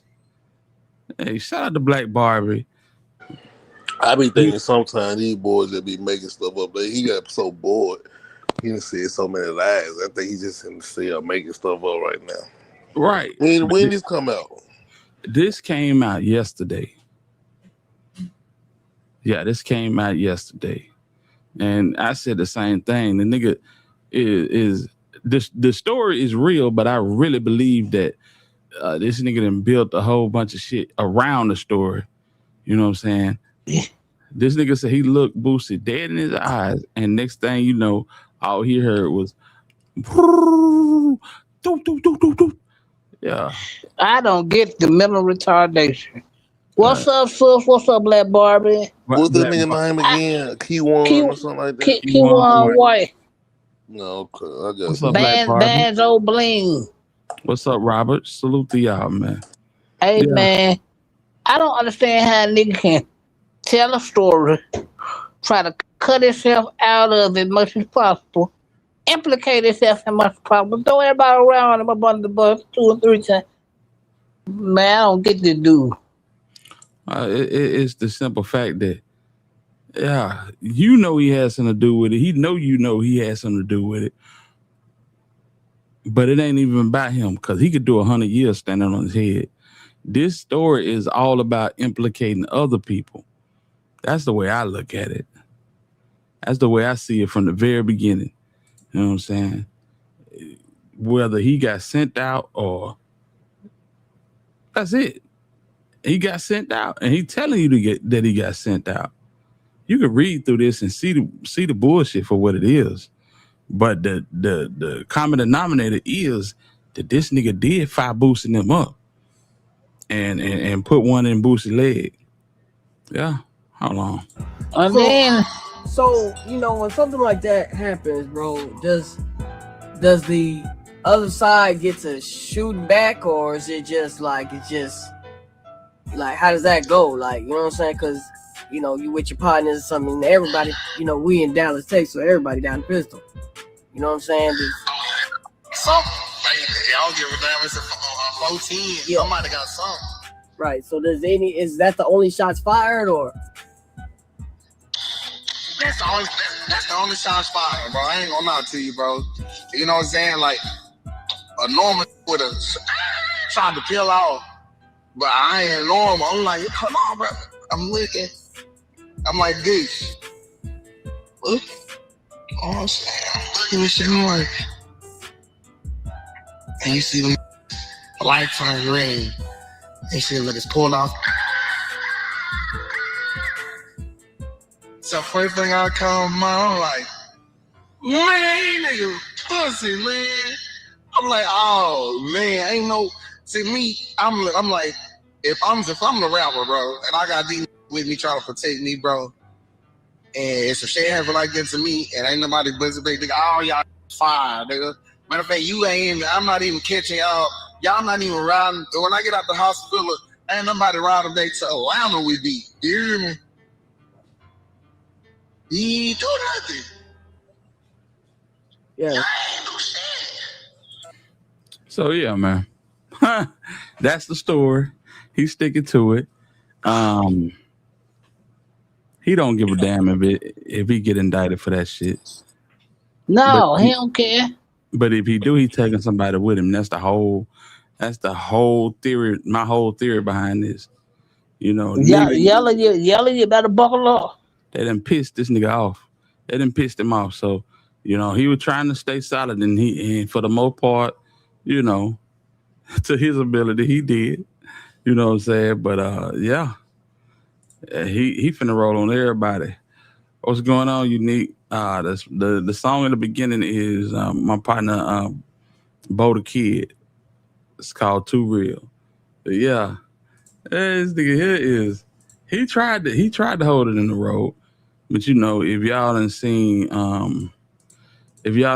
bro on Loudon, uh, a lot of people be over there talking to him. And one night he broke down because I believe it was Big Josh got to him, room 901. Josh got to him and told him what it was and what was going on. And yeah, shit's crazy. I think that day started him to really looking at this shit for what it is. Staying solid ain't finna get you nothing, bro. Cause these niggas don't care about you to begin with. You know what I'm saying? And from that day forward, I believe he been listening a little bit more to a lawyer, and this nigga gonna fold just like everybody else. If everybody else on one accord against Yellow Beezy, that's a recipe for disaster for Yellow, man. I don't care how much money you got. You can't discredit everybody. And then they got the people from the bank testifying, airplane people testifying. This is bad, bro. Yeah, it is. It is. Just to see this shit unfold like this, I never thought it would happen this way. You know what I'm saying? I thought that I thought it would be like the Dolph case. I felt like the fall guys would be the fall guys, and the niggas in the hierarchy would keep their position. But it don't look like that.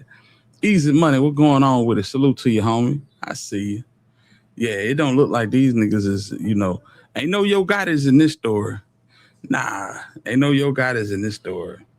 Shout out to that young nigga. All these niggas going down. Every last one. Yeah, you right. When you said ain't no Yo Gotti. These niggas ain't got no type of brain. Yeah, it's obvious. If you gave anything about yourself, you would not let anybody talk you into a situation that would put you in the graveyard or the penitentiary, period. I agree.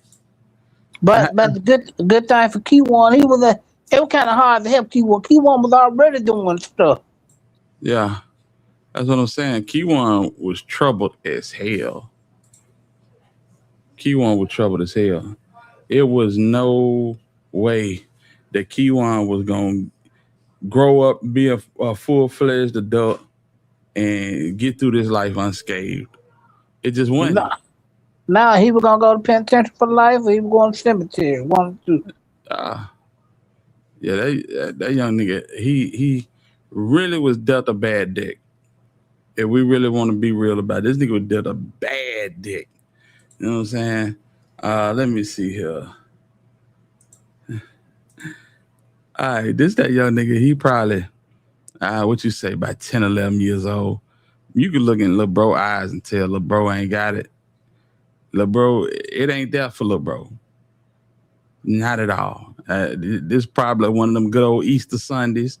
You know what I'm saying? He got his shit together and they finna go to church. You know how we do in the hood. Easter, Christmas, you know what I'm saying? Mother's Day. I know. Yeah. Mm-hmm. Yeah, that good old CME, Christmas, Mother's Day, and Easter. Yes, sir. Exactly. So that's what it is, man. It's crazy. But he didn't throw it out there. And like I said earlier in the live, before that interview drop, he dropped this on his Instagram, basically saying it's over. It's over. Now, when he dropped this shit, I didn't know what that meant. It's over. I'm thinking he's talking about the trial, but it looks like now he was also talking about this interview. Like, some people say it was an old interview, but shit on the real, this shit was a bombshell, man. This shit was an absolute bombshell. So old or not, you know. Let's see here. He said it was over. What he meant by that though? I don't get it. That's what I'm saying. He's saying niggas, everybody trying to defend themselves is over with. That's what I'm saying. Or you can look at Okay. He's saying like everybody trying to defend themselves and stick up like it's yeah, over with. Y'all can hang it up. that shit is done. Um Say his eyes tell everything. Yes. Yes. As a young nigga, he stayed gazing off, kind of like Straight Drop did during that trial, just looking off into space and shit. So, yeah, I mean, in every picture he got like that, bro. So, I don't know. I don't know. As far as he concerned, I believe it's a wrap. As far as Yellow concerned, it's definitely a wrap. Don't know what the hell Devin Brown doing. So, you know, I don't know how that's gonna go. I Don't look think like don't look like Devin Brown involvement was that much of anything. Most likely he was a damn he was the one to give the drop as far as 3 being at Johnson House and how they was gonna get, you know what I'm saying, from point A to point B as far as gang stalking and walking this man down, which is a damn shame. Big Mo says, salute, Bama hitter. Yeah, he know he done. He gonna snitch on everybody. I absolutely agree, homie. Yeah, I think it's over with. I think it's over with. Yeah. and Yellow can't fold because he's the top guy. Like Durk can't fold. He's the top guy. Now you gotta take the brunt of this shit. That's bad. Absolutely. It's a haircut, shark fin, and the cut design behind the ear. Hey, yes, sir. Yes, sir. Somebody got right for Easter Sunday. That nigga look like he had a speech and everything. I'm on now. But yeah, it's wild how, you know, kids gravitate to just completely the wrong shit. You know, completely the wrong shit. And I ain't innocent of that either. But yeah, this case gonna be a movie. I swear to God, I keep telling y'all. I've been telling y'all this shit for like over a year and some change. When this shit finally come to pass, it is gonna be a movie, fam. And it should be. Yeah. Yes, indeed. Stan G, what it do, man? Say that nigga lying and telling the truth at the same time, and that's And throwing exactly and throwing niggas up, and I never seen niggas lie tell them and throw a nigga up under. But man, that's some drunk uncle type of shit. real shit. He's sliding all these niggas up under the bus, you know, and this is where I know that Devin Brown ain't had much to do with this shit. This nigga done spoke on Jerry Maserati. He done spoke on Bodega. He even said that Yella ain't had nothing to do with it. To this day, I don't think I ever heard this man even mention Devin Brown's name. You see what I'm saying? I don't think I ever heard him mention Devin Brown's name. How you know that bro role was very important, but it was minimal at the same time. I don't think he had. Uh huh. I don't think he had a firearm. I don't think he slung no fire. I feel like he was giving the drop to Key One and another nigga, and it wasn't no jealous baby daddy shit. Now was he jealous? He may have been, but all of that shit was to just, you know what I'm saying? They probably used that jealousy to, how can I Make the case. yeah, they used the jealousy to motivate him to give a drop. Nigga, that's all you need to do. And then the Yellow defense gonna try to say that too. Try to save Yellow. Yeah. I can see what direction they going, and you right. Huh. Nigga, you know, nigga ain't hop out on with nothing. He just gave the drop. That's all he needed to do. You know, what they say, Knowing is half the battle. G.I. Joe type shit. I'm telling you now. I don't understand why niggas want to go all the way with this shit. I mean, I understand niggas ain't got no order for, but Yeah. man, look, You just answered it. I stop the bleeding as much as possible while I can. Nah, I hear you. But it's looking real bleak. So if it's up to rainwater, then Man, most yeah. Man, Yellow know he gonna go home, man. You know what I'm saying? The yeah. fix is already in, man. The fix is already in, man. He done made the sacrifice for this situation. It's over with, bro. It's bigger than Uh, I can see. I don't know. No, now. Can he discredit some of these niggas? Absolutely. But if everybody got the same stance, it's gonna be hard to discredit everybody. You know what I'm saying? And I feel where you coming from, saying niggas have made the necessary sacrifice to walk. But if he do, now we talked about the dog situation. The Feds coming for real. If this nigga don't get this, the Feds coming for real. If this nigga I get think he off. done made some. I think he done worked something out with the feds at this point. I hear you. A lot of these boys, like you see how Big 30 just came home and Pooh Shiesty dad that just came home. These folks really done work something out, man, behind the tables. And they gonna, you gotta sacrifice somebody in this game, man. So somebody might go down in that case, but it's a lot of deals I think been going on. Been deals on wheels. Right. Well, we think Shicey is a long one to go down for this shit. Yeah. I mean, 30 get a bond because 30 ain't got no criminal history for real. That nigga got parking tickets and shit. I know But niggas talk I all thought this the crazy. feds didn't play them type of game. What you mean? They don't give bonds? Yeah.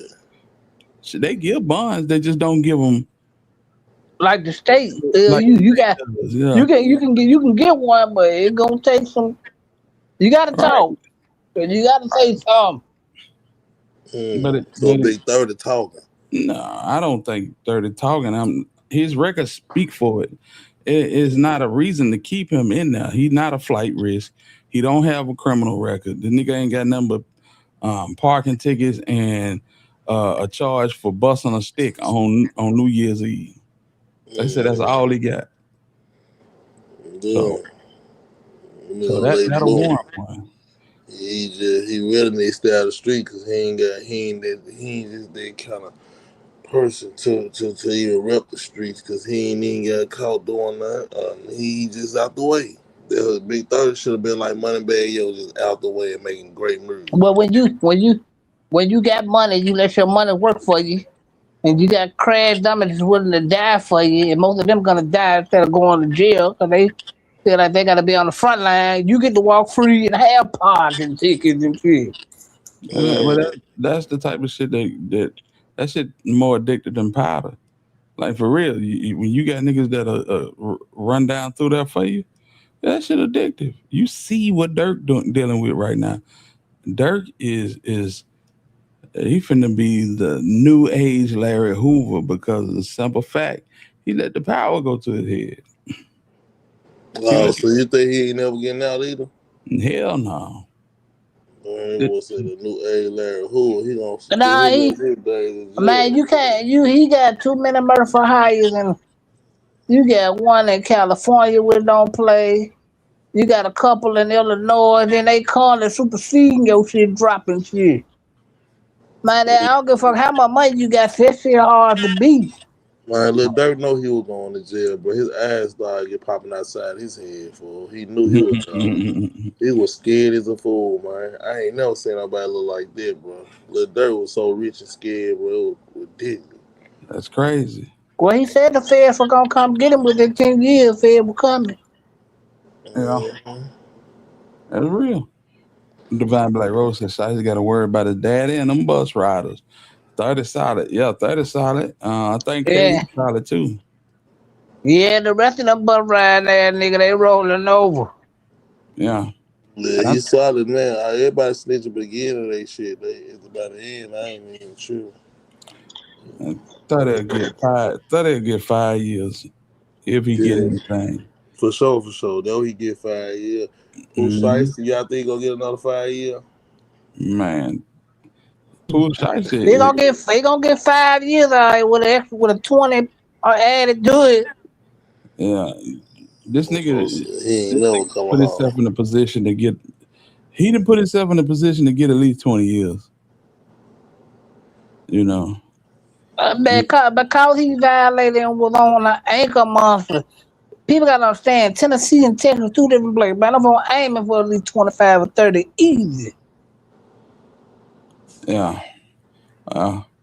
It's all fed, so it's the United States. It ain't got nothing to do with Tennessee or Texas. This America. They finna do his ass. You ain't gotta worry about it. Yeah, place that print money. Hey man, play that print money all day. Yeah. I'm scared of that. I ain't playing with them. Yeah. That's a fact. And even if Durk beats his, which I doubt, he'll be charged for the murder for hire in Chicago. He's not charged with it, just Rico. I mean, shit. You know how hard it is to beat Rico? Like, real talk. Think about what I'm saying. You know how hard it is to beat Rico? You know how many people got to take payments for you to get off of Rico? Rico ain't nothing but a nigga saying that you a part of something. Right, and you ain't got to be in the shot. You ain't got to shoot none of the nothing. Yeah, so that's what I'm saying, bro. When they bring this type of shit into the equation, it make it hard. I'm talking about it make it hard for a nigga to beat. Yeah, and the sad part about Lil Durk is they call the supersede this shit and body. Yeah, I don't think that Brian Steele, Drew Finland, and nobody else gonna be enough for this. Yeah. Man, unless Johnny Cochran coming in the courtroom, he hang that up, bro. When you send people out instead of doing your own dirt, you're a weak mother, and you gotta misspell them, Black Barb. You gotta misspell them, fam. The feds got Durk and all his people. Yeah, and a vice grip. I agree. So I'm just gonna keep it a whole stack with you. I think it's singing time. Shit, it looks like this ain't gonna crack off until about 27. Resurrecting Johnny Cochran won't help neither. No, absolutely not. Yeah, this shit wow. Yeah, man, I won't wish that on nobody, man, but at some point, man, you have to stop, bro. I don't give a damn how much money you got. You gotta stop. You ain't beating the machine. Right. You can get around it for a minute just because they allow you to, but you ain't gonna be the biggest one in the room. It's gonna beat the machine. That ain't gonna happen with you good old folks, tobacco chewing folks. Let's get into the content. Durk superseded for the second time. Let's go. Now we went from not hearing anything about this OTF RICO trial to bombshells about it being dropped back to back to back. And judging from the things that the government claimed to have against them, it's not looking too good. Now throughout social media, everyone's downplaying everything that keep coming out as if it's not enough or as if the feds are just bluffing. But no matter what you think or how they may appear, there's a reason these guys don't have a bond, and it's been almost 2 years since these guys have been arrested. Not to mention they recently just added 2 more charges to the case, in which one of them they claim they dropped months ago, alleging that Durk nor anyone from OTF will be charged. Suddenly, I guess they found a way, and now the charges have came back to haunt them, and that's just one of many of the little tricks that the feds have up their sleeve. Now let's backtrack real quick because there's been a few things that have been coming out. OTF Diddy and his attorneys would attempt to get a bond for him, as it's said that there's a possibility that the trial date set for August will be pushed back yet again. Now this was right after the 2 new charges were introduced by the government, and Diddy's defense was that the 2 new charges don't have anything to do with him because he isn't included in that. However, like I told y'all before, When they hit you with a RICO, whatever crime that's committed under the same umbrella that you're under, it now includes you because they label the entity a criminal organization, and that's what they're doing with OTF. So he may have not been present, but he still fall under the OTF umbrella. Therefore, he's included in whatever they're accusing OTF of. Not to mention, the feds also pointed out that Diddy isn't a saint himself. During the time of the Lil Pab shooting, he was already out on bond facing another homicide charge that he was later acquitted of, but he also currently have pending state charges for unlawful use of a weapon. Basically, what they're trying to paint Diddy as is a threat to society. Damn sure is. This nigga's a menace to society. He had 2 charges on him when they went to L.A. and knocked Lil Pab down in front of the Beverly Center. These niggas don't care about their life. These niggas be shooting dice with their life and love it. You feel me? That's crazy shit. Until they crap out. Right. Feds never said they wouldn't charge him. They said they didn't foresee it at the time. Right. It's all good, Black Barbie. You already know. We ain't tripping. We ain't doing no tripping. You understand me? Yeah, it's love, man. Let's go. And him being released would not be a good look for the community. Keep in mind, they also would reveal that they have proof via text messaging that allegedly Diddy was recruiting men to go to Cali and actually participate in the homicide of Quando Rondo's cousin, Lil Pab.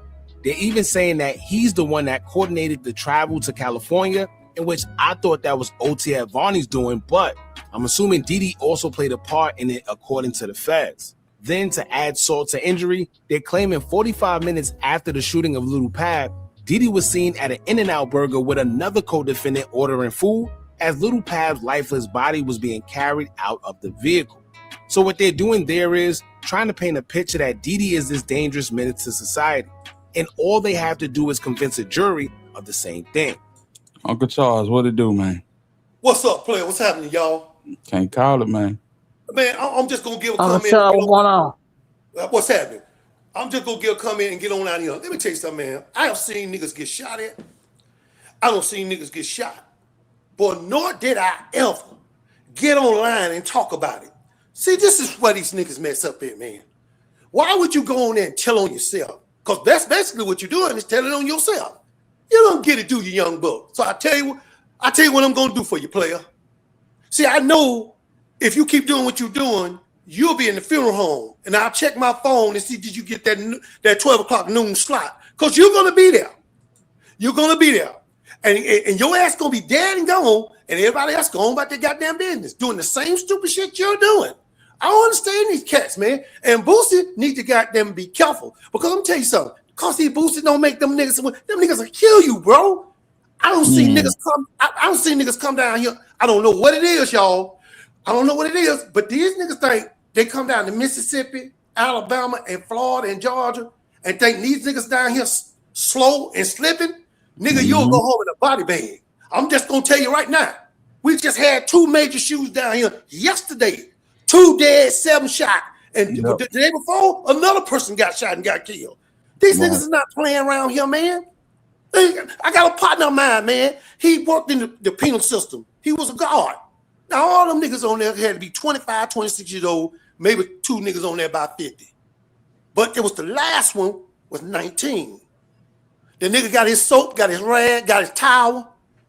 And a minute after 12 midnight, that nigga was screaming. What they done did was he fighting to keep from getting assaulted. Them niggas beat his knees up. They took a wrench and cracked both of his kneecaps. And when he couldn't walk, then they did what they needed to do to him. And I don't need to guess what they did. All you got to do is pass the window and see that nigga laying on the table on his stomach with a towel over his ass. Yeah, they worked that nigga like a $2 bill. I don't know why y'all niggas want to go and bust up crops and get you a girlfriend in the prison system. Because nigga, you're gonna have you're a human. What and even more motherfucking women. So what are you gonna do, bro? You think they putting them goddamn naked pictures on the wall for nothing? That shit put it up there for a reason, because he's trying to compare your ass to your ass with you coming in there. He kind of looks just like her. See? The nigga got his mind all fucked up. But who he gonna fuck up is you. I don't understand it, man. I don't understand it, man. Why y'all keep getting shot, while y'all keep on fighting each other and all that old shit, man. Let me tell you something, nigga. They are building jails. They making laws. They gonna lock you up. They don't give a fuck. We got 4 of them niggas already in Jacksonville gone. Them niggas ain't never coming back. They ain't never come back. You go in there with that damn wave in your hair. You all light-skinned, all healthy. Them niggas gonna work your ass like a garbage can. They're not playing. This is not a game, y'all. Life is serious. It's serious. So that's what I'm gonna do. Another thing, when they give you life in prison for doing all that shooting and trying to kill somebody, I'll tell you what you're gonna do, nigga. Once you in jail, your friend cross the street, then they're gonna slide up in your driveway, and he gonna take care of everything that you couldn't. Absolutely. And that's all I got to say, and I appreciate y'all. Yes, sir. Shout out to Uncle Charles, man. Yeah, real shit, man. Rest in peace to the little dude in Sandusky that lost his life, man. And prayers up to the other 6 people that got hit the other night on the west side. That shit crazy. Absolutely crazy, man. So, yeah, man. It's wild out here, man. It's wild out here. Just to think that, people still trying to do their best to get to the damn penitentiary. Yeah. It's an endless cycle, though. I'm starting to believe that motherfucker can't help themselves. You know what I'm saying? Your partner's getting knocked down. You know what I'm saying? They spinning blocks on you. You going to jail to the point where niggas know who you is. And I ain't talking about the ops. I'm talking about the cops. And niggas just want to go. They want to go till they can graduate on down the road. You know what I'm saying? Jefferson County detention center ain't good enough for you. You want to go down to Kilby, and you know what I'm saying? You want to be ingratiated into Holman and all these bootleg ass prisons that ain't got nothing but a big ass gym fan and a warehouse full of 300 bunks. That ain't nowhere to live. But hey, if a hard head make a soft ass, and I promise you, the Alabama prison system will tenderize that ass for you. Please believe it. Let's go. So most people keep thinking none of this is serious, but let me tell you something. The government have witnesses, informants, and cooperators. And there's no telling what else they have because, as you can see, they even track Dee Dee's movements after the shooting all the way to the burger spot. So who knows what else they seen on surveillance or what the informants have told them already. And one thing about the feds, they're going to trial, which means they're going to be spending money, and they hate that. So whether it's Durk, Dee Dee, OTF Jam, Vonnie, Flocka, who knows? Those are just the ones we know about, but somebody is going to take the fall for this, and somebody is going to be doing a lot of time. However, now the feds have introduced even more claims, and now they're saying that even prior to the day Little Pab was unalived, they allegedly have proof that it wasn't the first time that they stalked and tried to unalive Quando Rondo. According to the feds, it was another separate time from that before in 2021. Now, it didn't stop there because they also stated that in text message threads, the same person who purchased the flight for the alleged suspects will also be the same person that sent Little Durk posts from the shooting and news clips of Quando Rondo screaming. And shortly after he did that, Durk would change his number. Now, you know what I realized? Little Durk gets the bad end of the stick where everyone blames him for being a fool and moving sloppy. But when you really pay attention to the documents and the evidence that they're presenting, it's mostly the guys who was around him, the guys he allegedly had doing whatever they're accusing him of, because these are the guys that seem to be who the feds are getting all their evidence for to accuse Durk. I haven't seen anywhere where they're saying they caught Little Durk red-handed saying or doing something other than saying too much in music or in that interview with DJ Academics. Other than that, it's been everyone else around him, or these text messages that they just brought up, but it's kind of coded in language, even though they can break it down. Now, I believe this is why they changed the M for hire to a conspiracy charge, because it'll be easier to prove a conspiracy than the M for hire because they don't have any direct evidence. However, the people around him have direct evidence where Durk is mentioned in M for hire situations. Get it? But we're going to get into all the recent situations where the feds feel they have enough evidence to prove that Little Durk is allegedly putting bounties on people and getting people gone. Now, before we get into it, make sure you hit that thumbs up button, hype the video so we can get into the algorithm. And if you're not subscribed to the platform already, Make sure These niggas don't care about nothing but eating. Ain't no loyalty. Ain't no, you know what I'm saying? Niggas don't stay still, bro. Niggas just want a plate. And when the plate run out, hey, man, you know what it is. You got to keep the wolves fed, man. I ain't even gonna hold you. You got to keep the wolves fed. You know, they only loyal as long as they satiated. As long as they got a full belly, they good. When they get, how can I say, once they get and damn uncomfortable, you know, put in a compromising position, like sitting in a federal detention center is a very compromising position.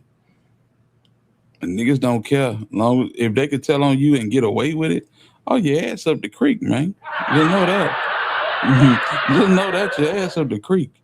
They might have took 15,000 they might have took 15,000 rules from you or plays. You the store runner, okay, we're gonna be the store runner. You done took all kind of order from the nigga, but as soon as the nigga get behind the wall and you know there's no chance of them getting back out, especially if you do what you do, you're gonna do what you do. That's why the G code don't exist. That's why the streets is a myth. Niggas fold eventually. Always. Always. No, my nigga, I kept it stiff. Bro, everybody that go in, all the legendary niggas from Terrence Gangster Williams to Big Meech, you name it.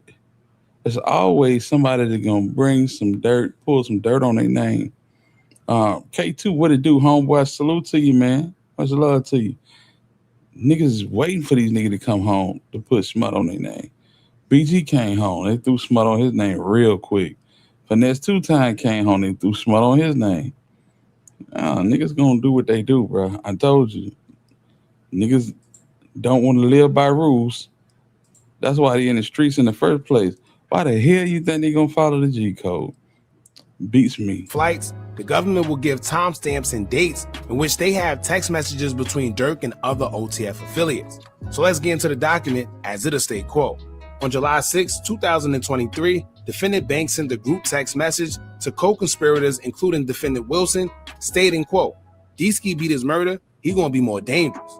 On August 4th, 2023, defendant Banks sent a group text message to co-conspirators, including defendant Wilson, stating that a suspected government informant and co-conspirator was, quote, just ready to snitch blood, clear as day, end quote.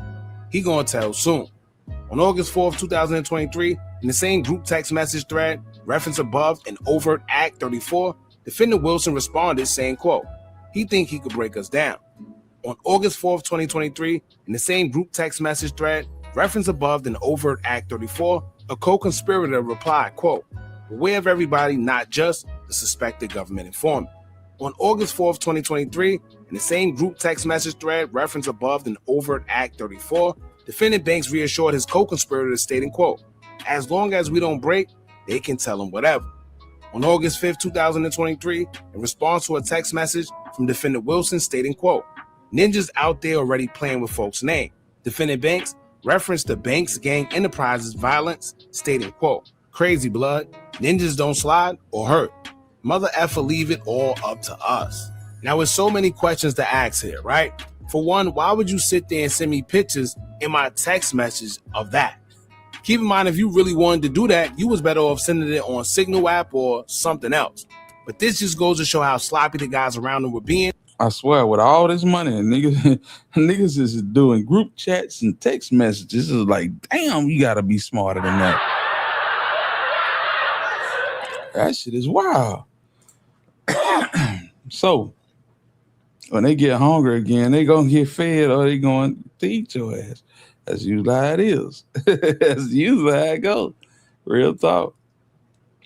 $1 million worth of game interview has all the co-conspirators in the building except for 378 and Vonnie. Yeah. Toward the back at the top of the screen. I remember that. That's a house full of niggas. Them niggas, I hope them niggas bad, because them niggas in that bitch thick as Heinz, nigga. They was thick as Heinz ketchup enough. Which led up to exactly what we're seeing now. On top of that, they're saying after he was sent the text, Durk ended up switching his number, in which I'm sure he did, because he probably couldn't believe bro sent him that neither. But whether you switch your number or not, as y'all know, once text messages, pictures, apps are in that cloud storage, there's no deleting anything. Everything can be recovered and is basically a digital footprint that's left whenever you send a text, picture, and etc. So just remember, just because you delete something out your phone doesn't mean that it's gone. It just left your phone. That's about it. Now, as far as the text messages go, you can see clearly that according to prosecutors, Durk acknowledges that there is an informant around and he knows about it, but he also says that nobody slides and they leave it all up to them. So I know y'all like to act like the feds are just oblivious and don't know what the slang mean, but it's clear as day that they do, and those same words will be used against them in the court of law. And for the people that switch, Man, we just gonna say we need 7 t-shirts. We need 7 t-shirts, and man, they figure that shit out. This is the government. This is the government. They 10 steps ahead of all that street shit. I wish niggas would understand that. Niggas would be home and with their family and their mama that's sick that they always care about once they get arrested, you know? You could go to trade school or something. Get your shit together, man. This shit ain't worth it, man.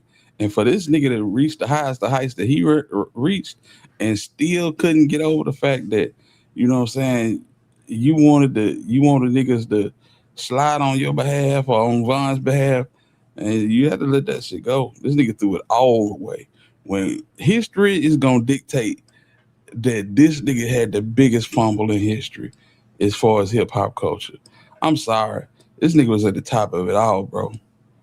When we seen the mugshot of Durk, it's like, this shit can't be real. AI wasn't crazy as it was. That it wasn't crazy as it is now. Like y'all understand what I'm saying? But that shit looked AI as hell. I'm like, ain't no way this nigga didn't got himself jammed up, man. All right, let's get back to it. Cypress, you up here? For sure. None of this matters. Just know that this is all a part of their plan to push a narrative to the grand jury. And know that this is just the information that they're releasing now. Imagine everything else that they have set for trial. Now, moving on, let's get into the second piece of evidence the feds will find out during the investigation. Because honestly, this is where the informants come in, if you ask me. Because how else would the feds know of this unless they were told? Now, according to more evidence introduced by the government, they would state that allegedly in 2021, THF Banzzo, OTF Vonnie, and Durk conspired to unalive Quando Rondo after following him after one of his shows.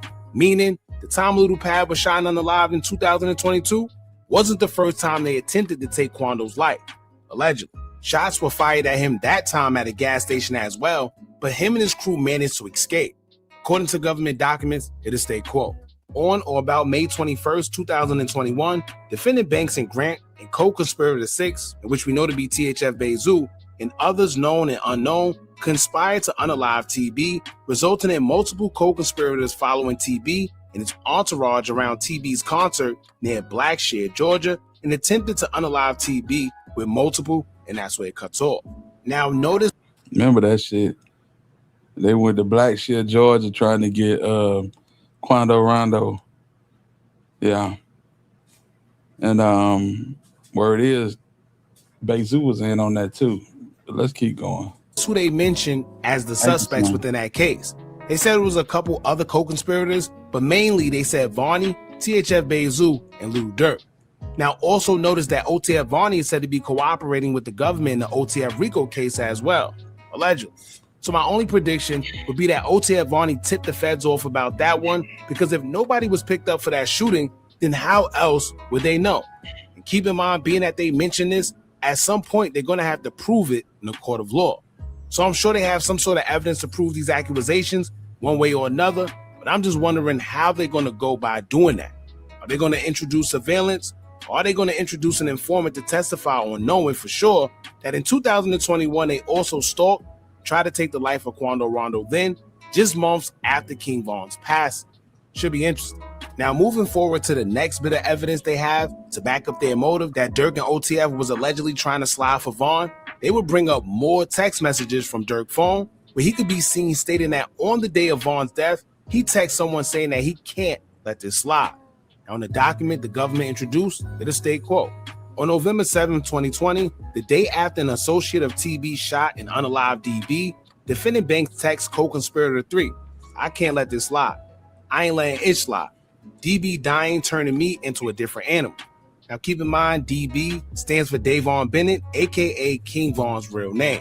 Following the unaliving of DB on November 6, 2020, defendant Banks, using coded language, told co-conspirators, including defendant Wilson and co-conspirators 2, 4, and 5, that he would pay a bounty or monetary reward to anyone who took part in the unaliving of TB. Now that shit is crazy, bro. That nigga said he can't let it slide. He not letting it slide.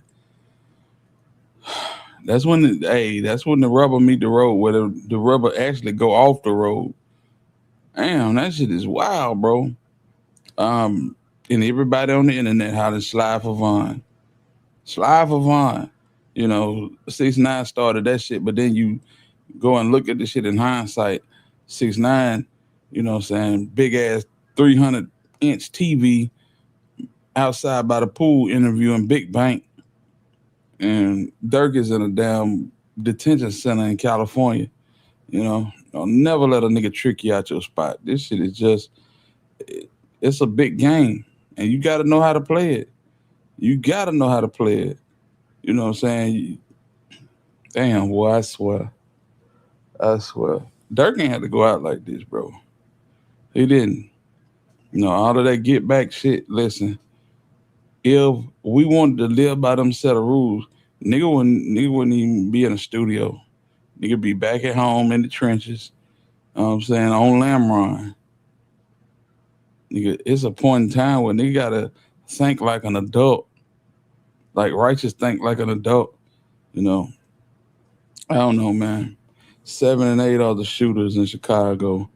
They took pleas from mandatory life in prison to 30 and 45 years. That's crazy. That's crazy. That is doing is just supporting the accusation that Durk was encouraging others to slide for Vaughn and paying a bounty to get Quando Rondo unalived, which ultimately led to Lil Pab losing his life the second time they tried. And if they can prove that Durk actually texted that and prove that he's trying to put money on Quando Rondo's head, to be honest, that's ball game. But what I'm trying to figure out is, why did these guys love putting incriminating things in text messages so bad? Between social media and cell phones, I don't know which one take down crews more. And it seemed like despite people seeing other people go down for it, they still continue to do the same thing time after time, as if they got a secret formula to get away with it. Crazy. Now, as y'all seen, they also stated that Durk has an unreleased video to his song Red Man, where he has a man in the video who was supposed to resemble Quando Rondo. Here's more of them explaining the video as it is state, quote, on or before January 21st, 2021, defendant Banks filmed and starred in an unreleased clip of a music video titled Red Man, in which defendant Banks is depicted chasing and shooting an actor who looks substantially similar to TB. In the video, as depicted in the below screenshots, defendant Banks first views multiple online posts related to DB's death. After defendant Banks, who was then wearing a mask, fire multiple gunshots directly at the TB lookalike and execute the victim at short range, the video reveals that defendant Banks is both the shooter and the getaway driver who flees the crime scene. Now check this out. They will also highlight that after Lil Pab was shot and unalive, less than a month later, Quando Rondo himself will also shoot a music video to his song Soul Reaper, where he also depicts shooting and unaliving a Little Durk lookalike in this video as he chased him down and unalived him. Now, of course, everyone was entertained by it, considering the feud that was between these two. But while everyone was entertained, the feds was also watching. And now that same video, along with the unreleased video of Durk, would be used against Durk and OTF.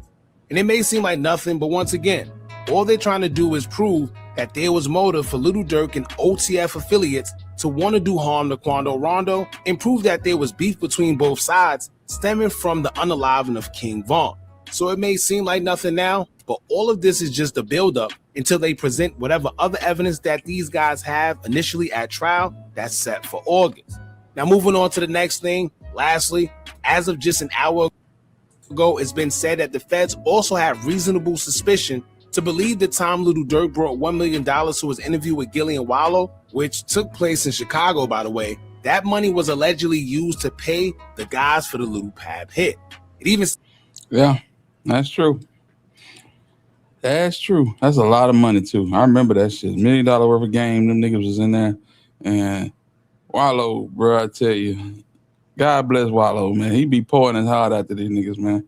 I don't know if he pouring his heart out to them or giving them the kiss of death, because when you think about it, damn. I want to say Dolph was on, no, that was $1 million worth of game. That $1 million worth of game, Drink Champs. Kodak Black poured his heart out to him.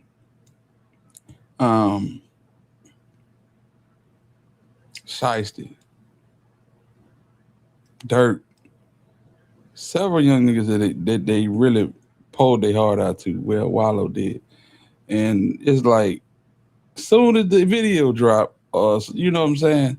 Within a month of that video dropping, these niggas get caught up into some weird shit, you know? It's wild, but we need more people like Wallow. You know what I'm saying? Wallow Rice should care about these young niggas and want them to be, you know, greater. They don't listen. Thugger is the one that I was thinking about. Yeah. He set up and talked to Thug real good. Thug was like, man, you know what I'm saying? It's all good. Whatever. Yeah. Yeah. And a lot of these young niggas do that because they got money and they feel like they can control the traffic, but you really can't. You really can't, fam. You're going to crash. You know? Kawan, I see you. Salute to you. Oh, that's Carrie. That's Carrie. Salute to you. Salute to you. Good to see you in the chat, man. Real talk. States that the same suspects in that situation with Little Pab was even present during the interview as well. Oh, yeah. Loudon, I see you stole my thumbnail. That shit is wow. You tried to dot it up and everything. I'm come talk to you, man. Salute to you, though. But that's wild. Here's what the document would say in regards to the $1 million as it is state quote. Specifically, co-conspirator 8 sent a text message to co-conspirator 7 stating, "What's up with OTF? What you mean, they not paying?" In response, co-conspirator 7 responded, "We waiting. He, defendant Banks, come up here on the 17th. On or about February 17th, 2022, co-conspirator 7 traveled to a location in or around Chicago, Illinois, where defendant Banks was recording the music video for music song 1 and being interviewed. Defendant Banks brought approximately $1 million in cash to the location, which was displayed as defendant Banks was being interviewed. At the time, multiple members and associates of the Banks gang enterprise were present, including defendants Wilson and Jones and co-conspirator 4, and then that's where it cuts off. Now, if you pay attention, co-conspirator 7 and co-conspirator 8 are actually the same suspects from the Stephon Max case. So I guess when they brought those 2 new charges on Little Durk and OTF, now that made these guys co-conspirators because now they actually are including Little Durk in that Stephon Mack case. And they also said that the person that was present for the Stephon Mack hit, which was the suspect, was also present for the video. Now we know that because the text messages between the two will prove that they spoke on collecting money from Durk due to Stephon Mack's hit allegedly, and they even dropped timestamps for when he was going to be in Chicago. And come to find out, he was in fact in Chicago at the same time that the text messages suggested. So we know that the suspect in Stephon Mack's hit was there, but how do you know the suspect in Little Pab's hit was there as well to say that the money that was brought there was taken to pay for Little Pab's hit, unless they were informed? And just think about this. When a jury, who I'm sure is going to be full of YT people, see that this young black guy took $1 million to the trenches of Chicago, their first question is going to be, well, why? Right? Why would anybody in their right mind take out $1 million from the bank to go to a hood in Chicago amongst plenty of other hood dudes who were surrounding him? Saying it was just for an interview, I don't know how that's going to work. But to the average person, especially a YT person, they're going to want to know why this man, young black rapper, has $1 million. Man, listen, that's what rappers do. That ain't the hard shit. That's not a deep hole to dig out of. Rappers hold up money every 15 minutes on social media. They hold up money to their ear. They hold stacks of money. That ain't. You could tell the whitest white person that he was just showing off, you know. And then you could go to social media and see thousands of black men showing off with money, putting it to their ears, you know what I'm saying, showcasing it like they ain't never had shit. You know what I'm saying? And that's why I hate the money, the notorious money phone. I hate the notorious money phone because it basically tells people that, look, I got money and I ain't never had it before. That's the whole premise of Juvenile when they said acting like a nigga who ain't never had shit. Yeah, we got to do better, y'all. In the Chicago trenches, right? I mean, that's just a normal question to ask. And like I said, you can say it was for the interview, but then also when the prosecutors come and they show the text messages saying that these guys are supposed to collect money at a certain date. J Real, I appreciate that, home. Salute to you, man. Real talk. Your opinion is valued and your time is appreciated. Man, thank you so much, man. I do appreciate that, man. If y'all ain't hit the like button, please take your time out to hit the like button. And like J Real said, man, send me a tip, man. Show me that my time is appreciated because we popping out. We about 2 hours deep, but we still got content to go, man. Show your love. That's all I'm asking. And you actually show up to the same location they said you would be on the same date with all that money, it's going to be kind of hard to defend that. And this is just me speaking from a logical standpoint, right? But he does have the $1 billion lawyer, so let's see. So far, that's everything that's been out recently concerning Little Durk and OTF within his RICO trial. Most people keep saying that they have a weak case, but let me tell you this, right? Whenever you have witnesses, cooperators against you, especially ones that's involved in this case, you can never have a weak case. I see a lot of people downplaying this case, but it just goes to show how unaware they are when it comes to playing with the feds. But you'll see sooner or later. I don't wish jail or death on anybody, so I wish them the best. But let's see, y'all. And I also have a very strange feeling that due to the suspect in Duck's case not being sentenced yet, somehow, some way, it may have something to do in regards to this OTF RICO case. Mark my words. Y'all let me know what y'all think about this. Don't forget to like, comment, share, and subscribe. Hit that bell so you're notified every time we drop new content. And remember, as long as you keep on watching, I'm going to keep on dropping. Salute the Hooker Anonymous. And then let's go back to this. Yeah, see, this is the type of shit that, you know, basically be silly niggas' face when they do all of this talking right here, fam. I mean, you got to know that you're gonna have to pay for, you know what I'm saying shit like this on camera. For them, you better have your gun for me. Better have your gun for Booney. Better have your gun for C. You don't believe me, you gonna see. You gonna end up by that tree. Know that we did. Are you tired? Salute. Rest in peace to LBG Cash. This nigga, bro. I mean, like, this the dumbest shit ever right here. You gonna see. You gonna end up by that tree. This nigga says, what? You know that we did it. Know that we did. Are you tired of a bunch Come of social on, media? man. Come on, man. GG, I see you. Salute to you. GG been a member for 23 months, man. Appreciate the love. Appreciate the love, man. Real talk. Man, that's crazy. So, Drew pump faking. He know Durk is hibachi and child broad. I believe so.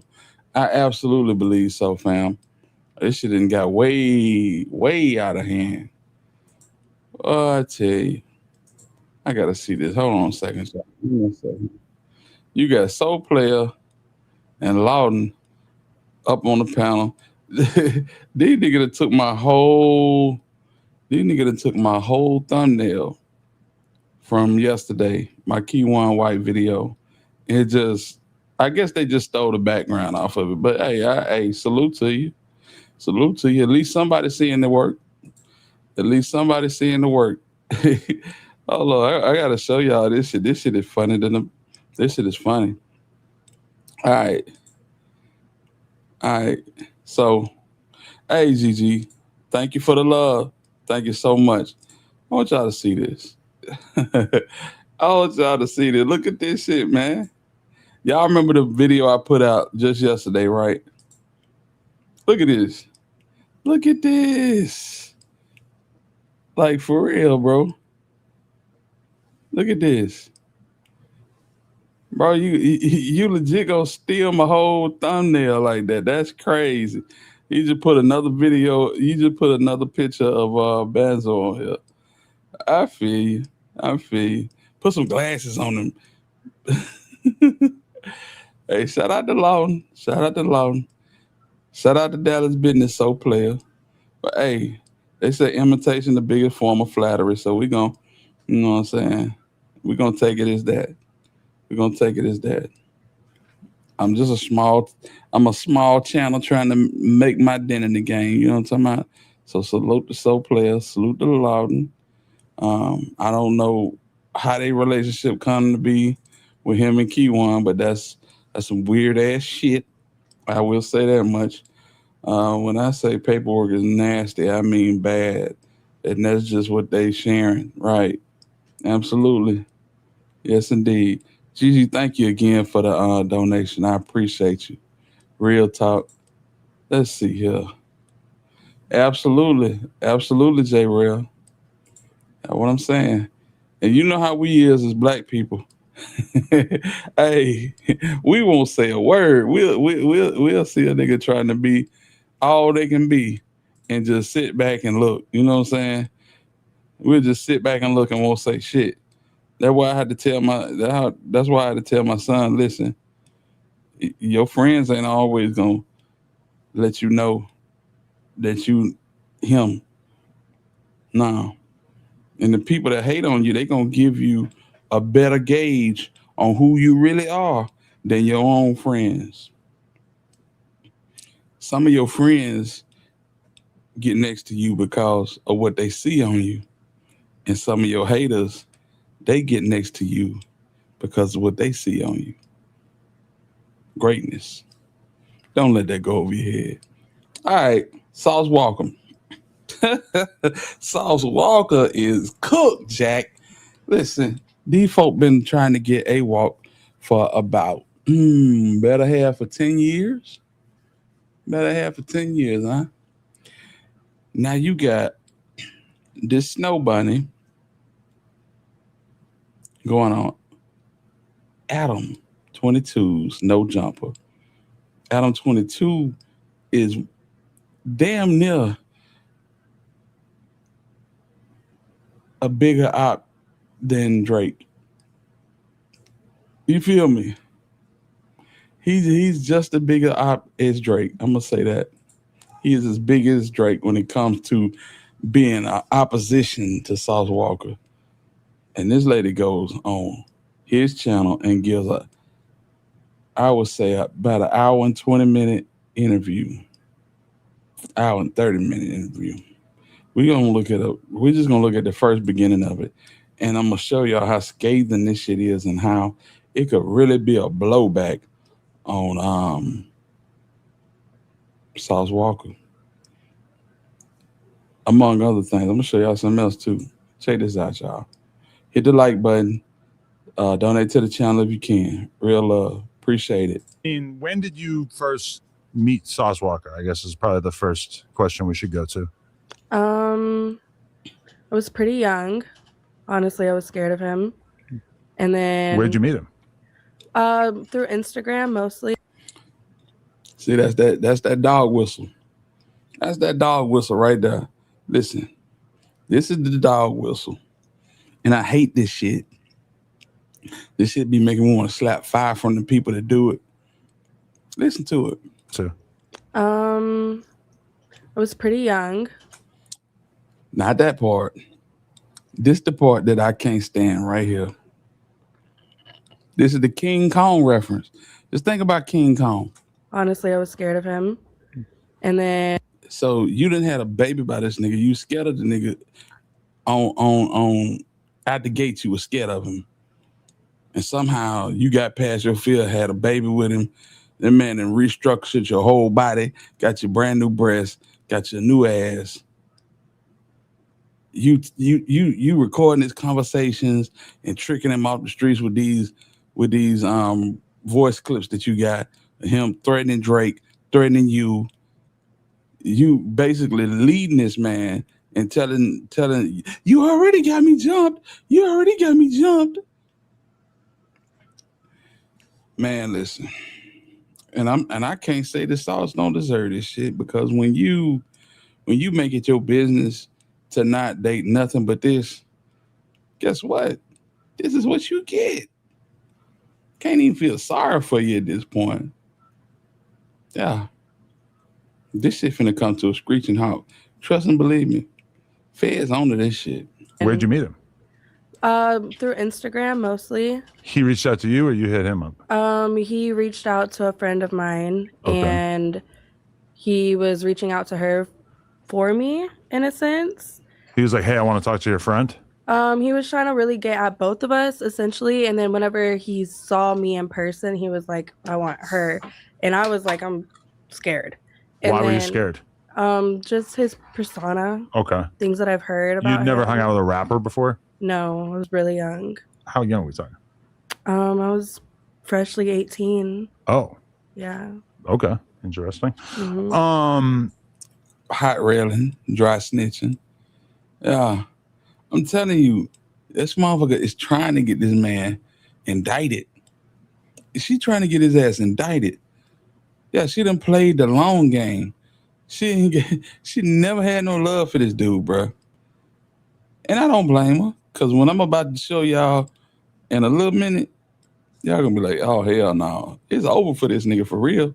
Y'all think it's over for Durk and Yellow Beezy? It's over for this nigga, bro. It just ain't happened yet. And so how did he win you over? Well, essentially COVID happened. And then I saw him blowing up all over OnlyFans. I didn't have any money. I was broke. I couldn't even pay my bills at the time during COVID. And then I was like, well, let me just see what this is about. And that's kind of how it all started. And so was the origin of the relationship business oriented, or were you guys seeing each other romantically? Business mostly. And so he said, I want to be your OnlyFans manager, essentially. If that's how you want to put it, yeah. What did he call it? What he always calls it on Instagram, Bling. Okay, so he told you, I want to be your pimp. Yeah, and I knew what it was too when I got with him. But was he saying that he wanted to just run your OnlyFans, or was he saying he also wanted to have you out doing dates and whatnot? No, he was wanting mostly on OnlyFans, and I was working in the strip club too. Okay. So. Okay, and did he have other? Yeah, I heard it. That word is abhorred. That P word is abhorred. You know, think about it. The P word, the F word, these words are banned from the English vocabulary. You know what I'm saying?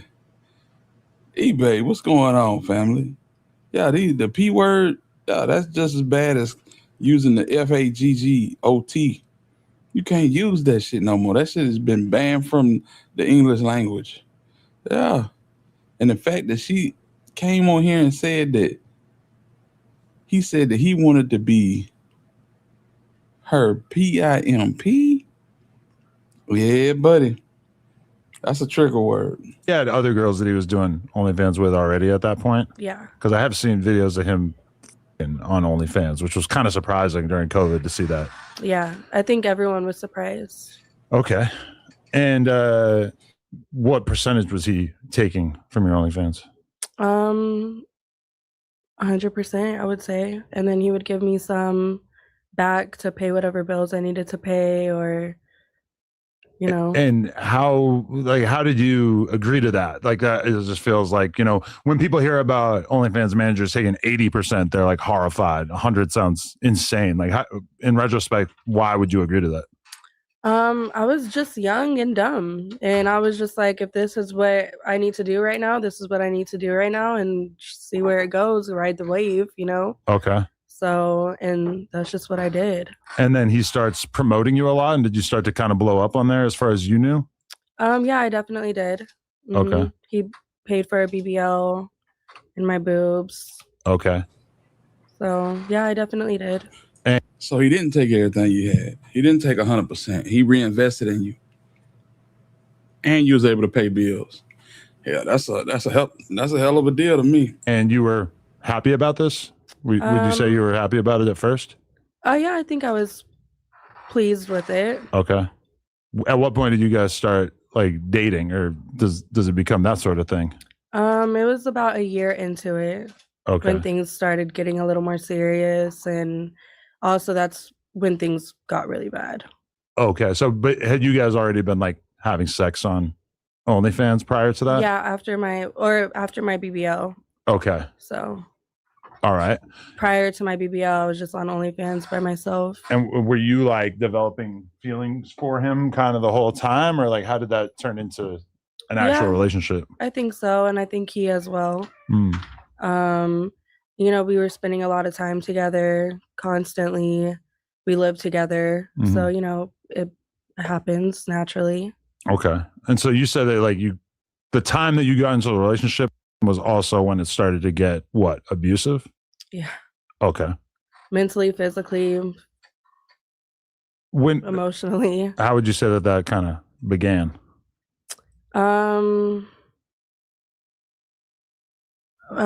Honestly, after I got my boobs done, where things started going left, and he was coming off drink, and I was helping him sober up and taking care of him during his detox, and then one day he just woke up and snapped on me, And what was him snapping on you like? pinning me up against the wall and strangling me. Really? Yeah. And I mean, like, And at that point, I was already kind of too far deep, and you know, like when someone abuses you, the only thing that really makes you feel better is that person. So it's not as easy as to just get up and leave and say, "F it," whenever I've already invested all this time, money, and now I'm emotionally involved with you. It's not that easy to just. No, yeah, I think like a lot of people think that it would be easy for a woman to exit that kind of situation. And in reality, you know, he spent like a year kind of building up your confidence in him and like sort of infiltrating every part of your life. That's kind of like textbook abuser. Hey, you can't defend this nigga either, bro. Now the song he dropped, hey, it's a dope little song, just a little baby mama drama. And man, this shit more than a little baby mama drama. I'm gonna tell y'all now, this shit is way more than just a little baby mama drama. Let me see something. All right, y'all, I'm gonna bring this down. Bring this down. For real, listen, this shit is way more than just a little baby mama drama, man. See this shit right here? I can't show all of it, but hey, this shit is wild.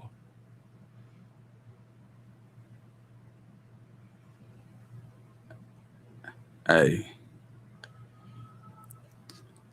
That's why I'm telling y'all, bro, that this nigga is cooked.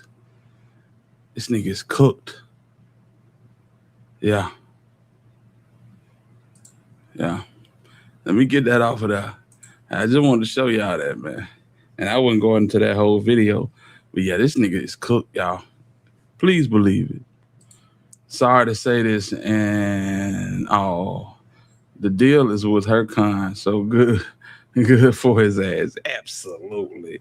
And that's what I'm saying. I ain't saying good for him, but bro, what you expect, homie? What you expect, homie? You know what I'm saying? When you said this is all you dealing with, boy, they gonna show you who they are eventually. They gonna show you who they are, fam. And I'm not broad brushing the whole people, but the ones you dealing with, and the reason that they where they at and dealing with you, they gonna show you who they are. Whew. Bro, them pictures was something serious, yo. And then she getting on these platforms. Let me just for searching sake, let me see here. Let's check this out, y'all. 146,000 views 24 hours ago. But this shit gonna be on somebody's desk. And just know feds is gonna get involved with this shit. Absolutely gonna get involved with this shit. This ain't small potatoes, fam. This is not small potatoes. And then her scars and wounds are partly there because of a relationship she had with Drake. Man, come on, man. Come on, man. This shit is diabolical. I'm glad it's them, not us, because nobody would give a black woman the same platform. Yeah, absolutely.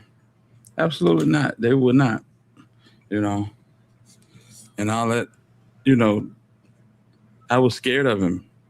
Damn, you were scared of him. Okay. Well, why you ain't cut it off right there? No, you seen you seen the trucks, you seen the houses, you seen the traffic you were having on OnlyFans. You had to stay around and get you some money. Mm-hmm. Cause you come from the park. Yeah. You come from the park. You know the RV park, the trailer park. You come from the park, fam. Yeah. So yeah, maybe I could take an uppercut, a left hook. You know what I'm saying? A jab to the nose just to get a little bit of bread. Yeah. He done got me a new chest. He got me a new backside. Now I'm getting all the attention. He didn't think this through. So now he mad that he didn't invested all this shit into me. And now I'm getting the attention of niggas like Drake. And in order for you to not look like a simp, you have to come out and say shit like, I can't be tender if I'm the one that sent her. That all feeds into the pimp story stereotype. Yep. I'm mighty afraid something bad gonna happen in regards to Sauce Walka. And I don't want it to happen, bro, because, you know what I'm saying, as an entertainer, I like Sauce Walka. Real talk. But when you see shit like this, it's just like, wow. Wow. Yeah. And she ain't playing. She ain't playing. She not even doing this to get her career launched. She doing this to get this nigga indicted. Please believe it. The end goal is to have this nigga locked up. Yeah, charged with the Mann Act. Transporting over state lines for, you know what I'm saying? You know what I'm saying? Trafficking. Boy. I guess we'll listen to a little bit more of this and we'll move on. Yeah, Behavior, exactly. right? Mm-hmm. Right. So would you say that like that violence, like the actual physical abuse became a consistent thing? Like would it stop for periods of time or was it pretty consistent? I would say like physical would stop for periods of time depending on how angry he would get. But the emotional and spiritually that never stopped. Really? Yeah. From then on, it was just like, you're an ugly bitch, fuck you bitch, I'm the one who did this for you, and I'm the one who's this for you, and you need me, I don't need you. It was constant every day. Yeah, and you said, well, damn, let's make a baby with him and see if that'll make it better.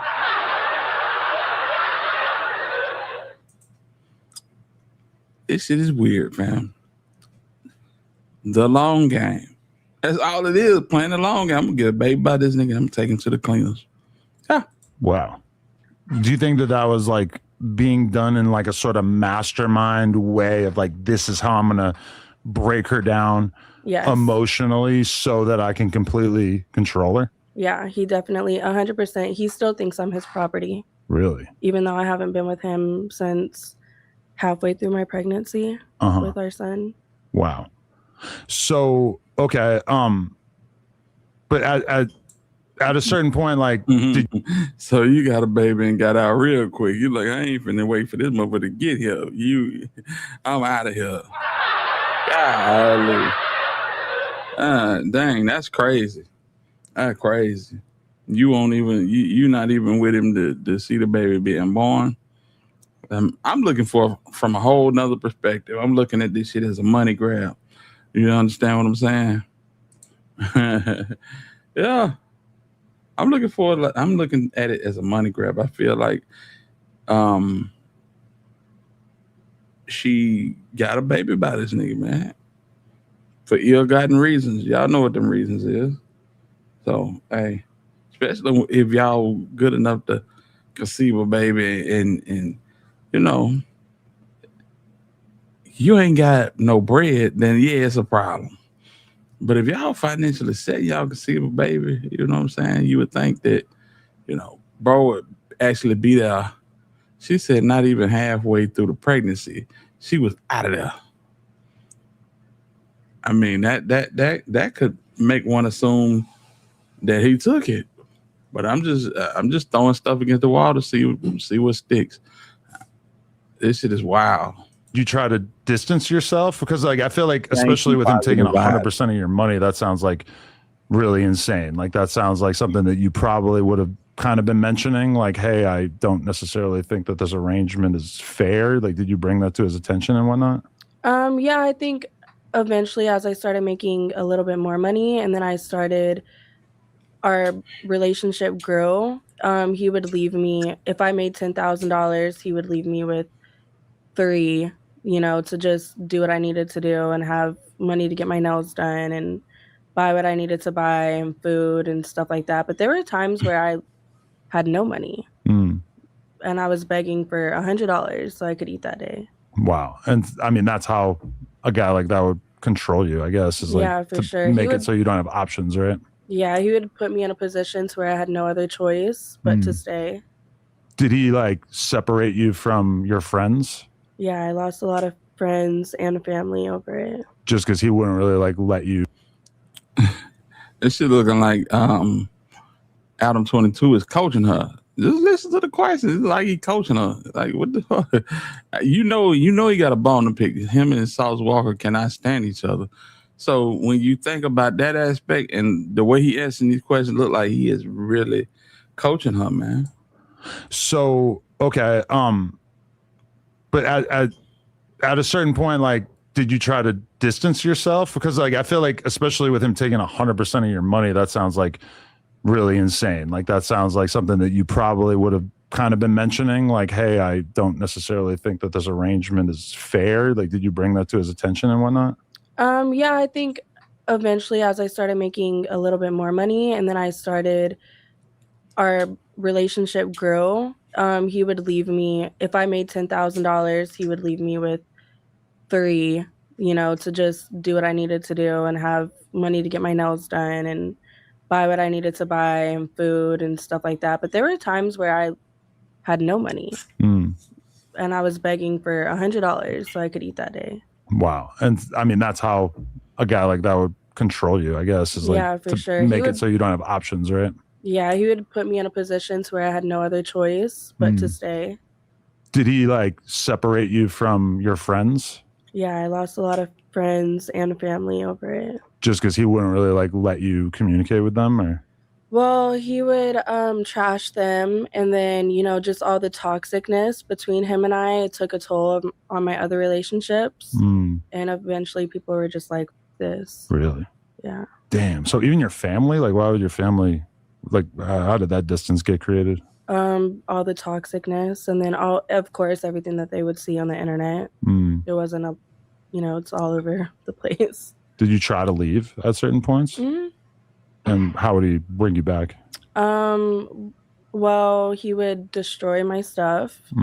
Or I remember one incident, I pulled up with a moving truck at the house and he took a knife to my $5,000 couch that I bought and just would almost refuse me to leave. Whoa.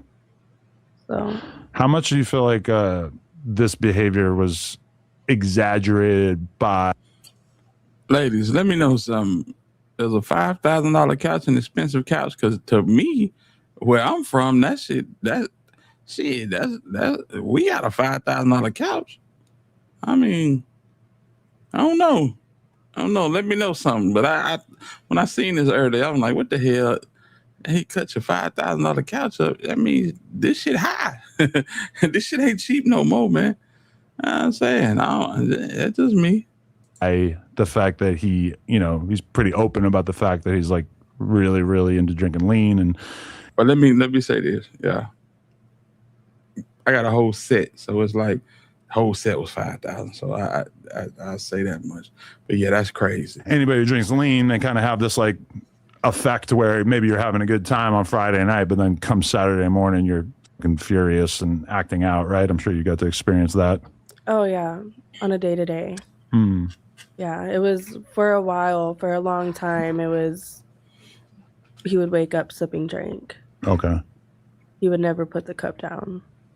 And it was really hard for him to put it down. Really? Yeah. Because he kind of talks about lean like it's this like gentleman's club, like it's like a elite league. Yeah, it's like an elite league of players who drink lean or whatever. And I think like I saw Charleston saying this, and it kind of mirrored what I was thinking when I heard that. I was like, no, dude, you're a junkie. Like, what are you talking about? Sipping lean is you're sipping liquid heroin. Right.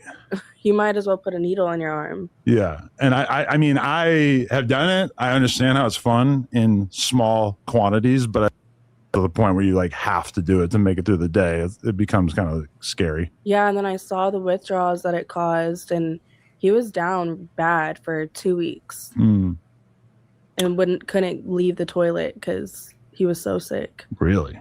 Yeah. Just be shitting and throwing up, face in the toilet.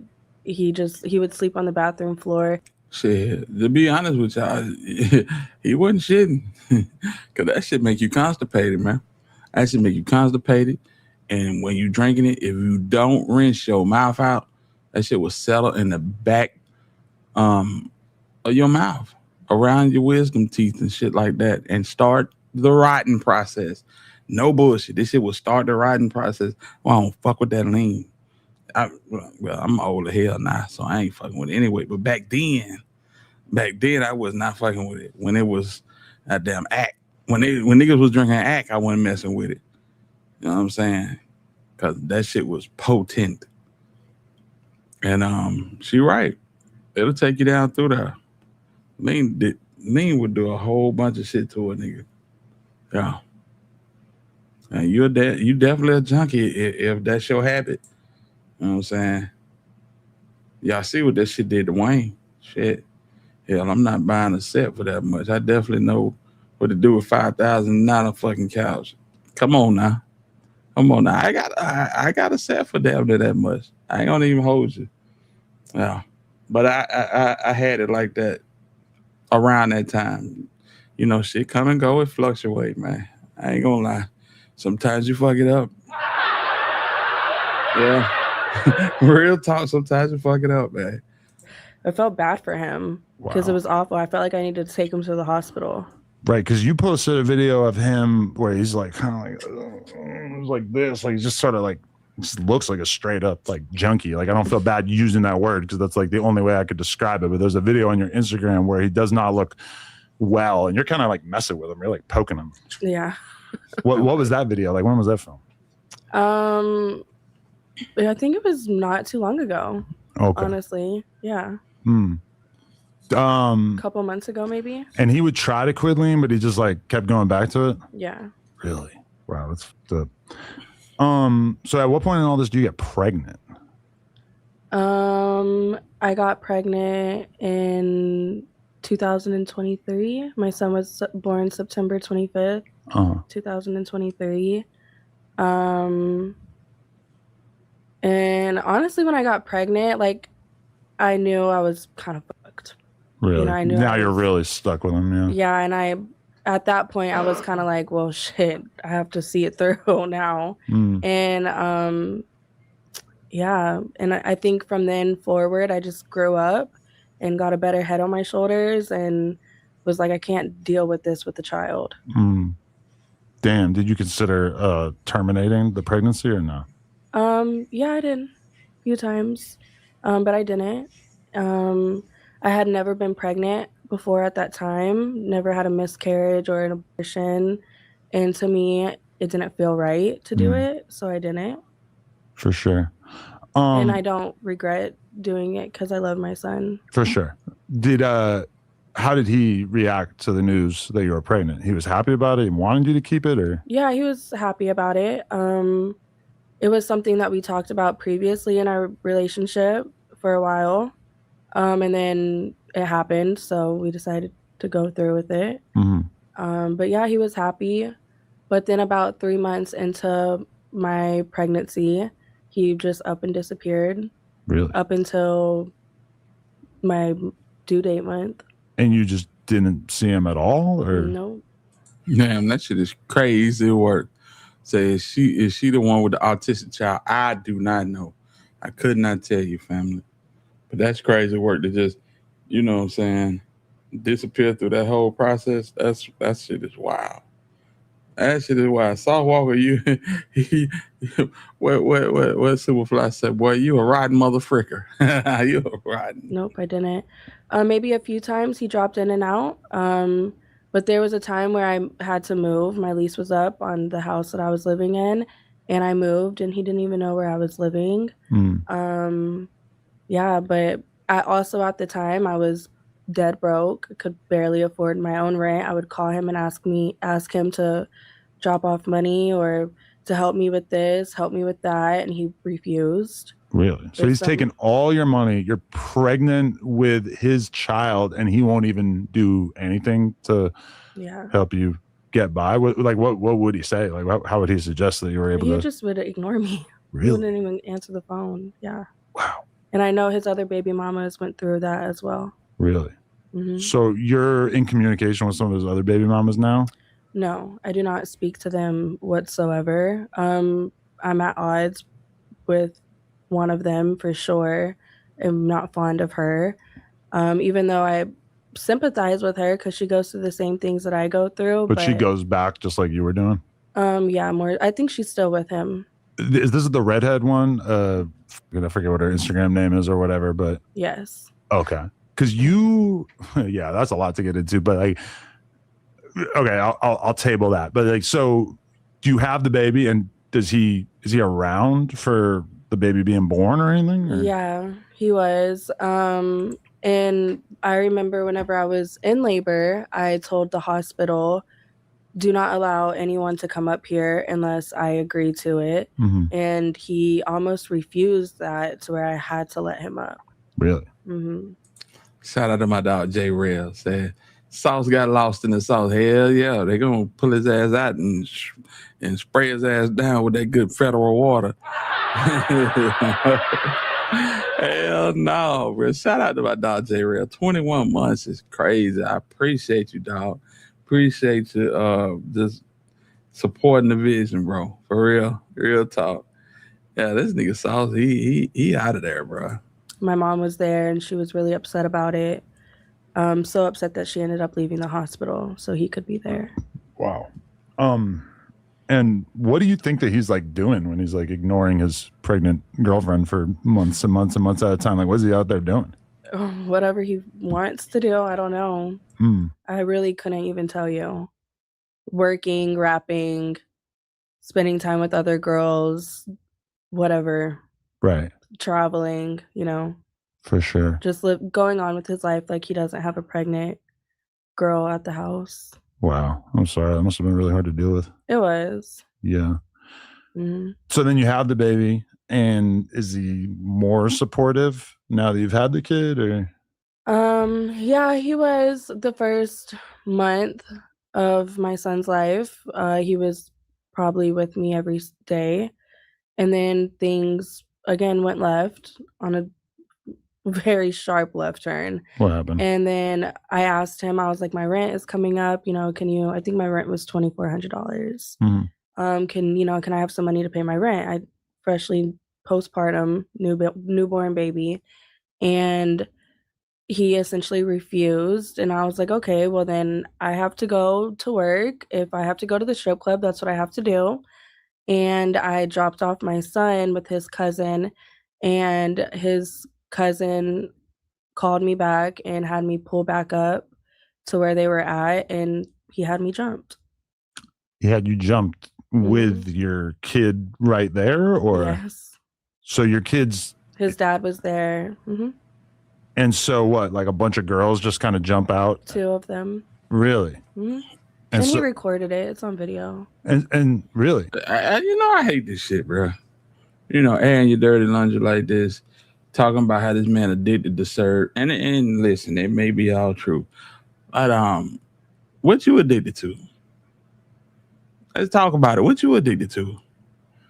Besides uppercuts and left hooks and straight line jabs. What are you addicted to? Um, I ain't been following this long, but I know you love to pull up. You love to get drunk. And the fact that you sitting up here with this dude that you know is a sworn enemy of your baby daddy, whether you and your baby daddy on good terms or not, and you doing this shit is just not a good look. But y'all toxic as hell. And he wrong too. Cause he should have, you know what I'm saying, been himself instead of being getting lost. He got lost in the sauce trying to be a damn internet personality. This will come with it. This will come with it. Real live goofy babe. You know what it is. Man, y'all hit that like button. And if you can support the channel, I don't know where we at likewise, but we're finna check it out right now. Let's see here. I know we got a good amount of like. We got 64. That ain't bad. That ain't bad. I appreciate y'all for real. Let's go. Yeah. But that video's never been like released or anything? I've never seen the video, no, but I know he has it. So your baby's what age at this point? A month or so. And he has you jumped, but like what did you do that made him feel like now is the time that you deserve to get jumped? Because I saw you post screenshots and stuff of him acknowledging that this happened. Mm-hmm. I don't know, probably because I don't let him speak to me or talk to me or let him do whatever he wants to do to me. And that's part of our issue. And that's why things, I think, escalate so fast and so quickly and to the point that it does is because I'm also like, F you, you know, and I talk back and you call me a bitch, I'm gonna call you a peon. And now we're at odds and now you're mad. Right. And that's probably how it happened. That's how it always happens. Did you recognize the girls who were jumping you? Did I what? Did you recognize the girls who were jumping you? And Yeah. these are just girls that were around him? His cousin. And then I think a girl also that was freshly around. I had never met her in person, but up until that point. Damn. So how bad? Yeah. Paula, what's going on? Salute to you. I said, damn. Yeah. He knew this. He knew this. I don't like to see this type stuff, man. It's cringy to me. Because I know for a fact that you're not totally innocent in the situation. That's why it kind of pissed me off. But yeah, man, salute Paula. I see you here. She not calling him a peon. We know what she calls him. Yeah, buddy. Absolutely. Absolutely. Were you injured? Not too badly. I have pictures of it. It was mostly just my head. I had some scratches and some bruising on my forehead, but that was really it. And he's just like overseeing this? Like, what is he saying? Or like, what does he say afterwards? Well, after that, I took my son, obviously, back, and I went back home. And a couple days later, he was at my house, banging on my door, begging me to take him back and be cool and offering me money. And, you know, it's just the same old bullshit. It always is. Wow. And how long did you separate at that point? Because, I mean, that's got to be kind of hard to get over, right? Yeah, I think, you know, I did definitely take him back after that situation. And then I think we went to like a couple, maybe a month or so, a month and a half or so after that. He took me to a courtside game to the Rockets. And we, you know, he made up for it, essentially, I guess, if that's what you want to call it. If he had laid hands on you like repeatedly over the years, why would he then feel the need to get you beat up by these girls, like just to not get his hands dirty? Well, because during my pregnancy, I was so angry with him that I exposed him also around that time too. Oh, that's when you first started posting about him, and that is what really, really triggered him, you think? Yeah, and then I remember him telling me throughout my whole pregnancy, the few times that he would talk to me, and it was mostly arguments. It wasn't anything lovey-dovey or anything like that. He would mostly just scream at me and tell me that he's not going to put his hands on me anymore. He'll have other people do it. Right. Jeez. And he has. So that wasn't the only time that he got you set up? Yeah, I mean, set up, no, but had other people put their hands on me. Yes, he's done that. But that was the first time he had me set up, and probably the only time he's had me set up. But there's been other incidents where other people were around, and he told them to do what they needed to do. And that's what came through on them phone calls. You know what I'm saying? She was saying in the backdrop, you already had your people jump me. You already had your bitches jump me, and all this old crazy stuff. Yeah. All of that just to expose. You know, when people try to expose people, just know that they got something too. They got something in the backdrop too. You better know it. And damn, that shit is sad, bro. That shit is sad. My boy, all I can tell you is get ready, because they coming. You know, all love is lost on this. And it looked like she ain't doing nothing but trying to get you indicted. I ain't finna run through all this content because it's like an hour and let's see here. I think it's about an hour and 30 minutes. But yeah, she trying to get his ass indicted, bro. And it's sad because you chose this. You chose this. You pulled one out the trailer park, then fixed them up, got them right, and presented them to the world. And they got so good, you know, so they got in the arms of Drake some way, somehow. And now there's a problem. There's a problem. And you in the front of you strip mall talking about everything that Drake did on Iceman was about you. I mean, it could be. It could be. But it's gonna be even more coming, because after the feds see what we didn't just seen with all them bruises, and damn, it looked like the girl got shot. He was swinging, fool. Sauce was swinging on this girl hard. And that's just what it is. That's just what it is. It's sad, and I hate it for her. But shit, y'all know what was going on. This is what a toxic relationship is. You know, through and through, this is what a toxic relationship is, man. You know, so I can't feel too bad, because folks know what they're doing. Chasing each other around cars and shit, you know, all outdoors and outside of the friendly confines of your own house with the shit. And it's just like, Lord have mercy. That's how we coming. That's how we coming. So you see what happened. This interview got over 100,000 views on it in one day. Y'all know where this is headed. Along with, let me see here. Let me stop this and do this. Yeah, along with this right here. Yeah. Along with this. Look at the bruises. God damn, that bitch deep. Yeah. All I can say is they coming, bro. They are coming. Mm-hmm. I can't see no way in which they not coming. Yeah. So salute the sauce. You know what I'm saying? what mama used to say back in the day, you lay down with such and such, you would lay down with dogs, you get up with fleas. Yeah, maybe I'm too country for y'all, but that's what they used to say down in the knee parts, you know? You lay down with dogs, you get up with fleas. Hey, that's the realest shit up. I'm trying to tell you.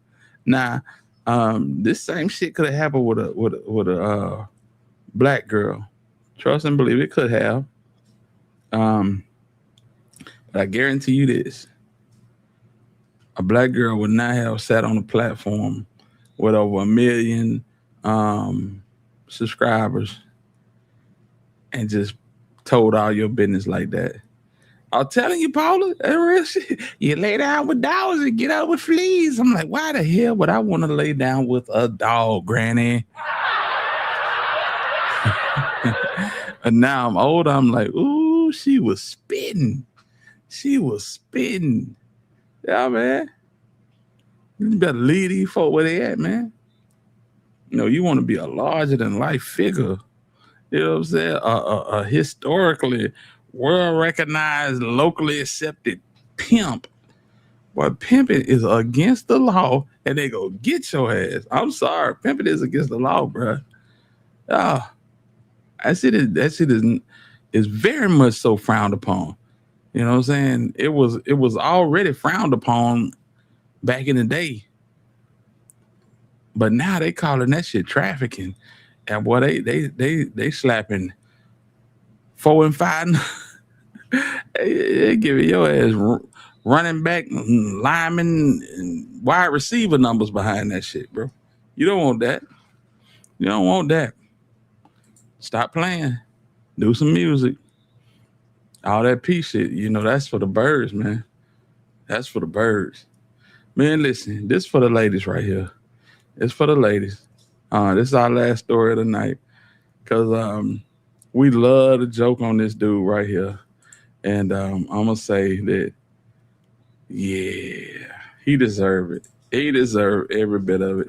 Last story of the night, y'all. Dr. Umar Johnson about to open up the Frederick Douglass School after 15 years.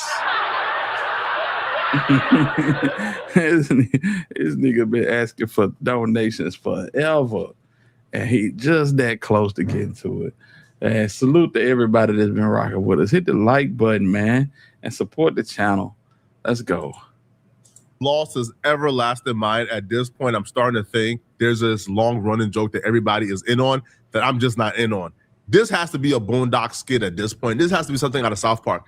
Umar Johnson came on social media, all right, all of for my butter pecans. Please. Hey, I want to send a special shout out to Paula Hall for the donation. Paula, I appreciate you. Real talk, I appreciate you. Much love to you. Prayers and blessings to you. Real talk. Thank you for the support. Means more than you ever know. LeBron James Internet to let us know he has a new update on the process of opening up the school. This new update will absolutely make you lose it. Pan-Africanism, peace and Pan-Africanism. Peace and Pan-Africanism, peace and Pan-Africanism. This is your big peace and Pan-Africanism, peace and Pan-Africanism. brother Dr. Umar Ifa Tunde Oguntade with a special shout out to all the donors of the Frederick Douglass and Marcus Garvey RBG International Leadership Academy. I want to let y'all know, brothers and sisters, that we have waxed the floor, brothers and sisters. We have waxed the floor. Your school is ready for decoration. I repeat, your school is ready for decoration. This man is cold, bruh. Umar is cold, son. Yo, you have lost your freaking mind.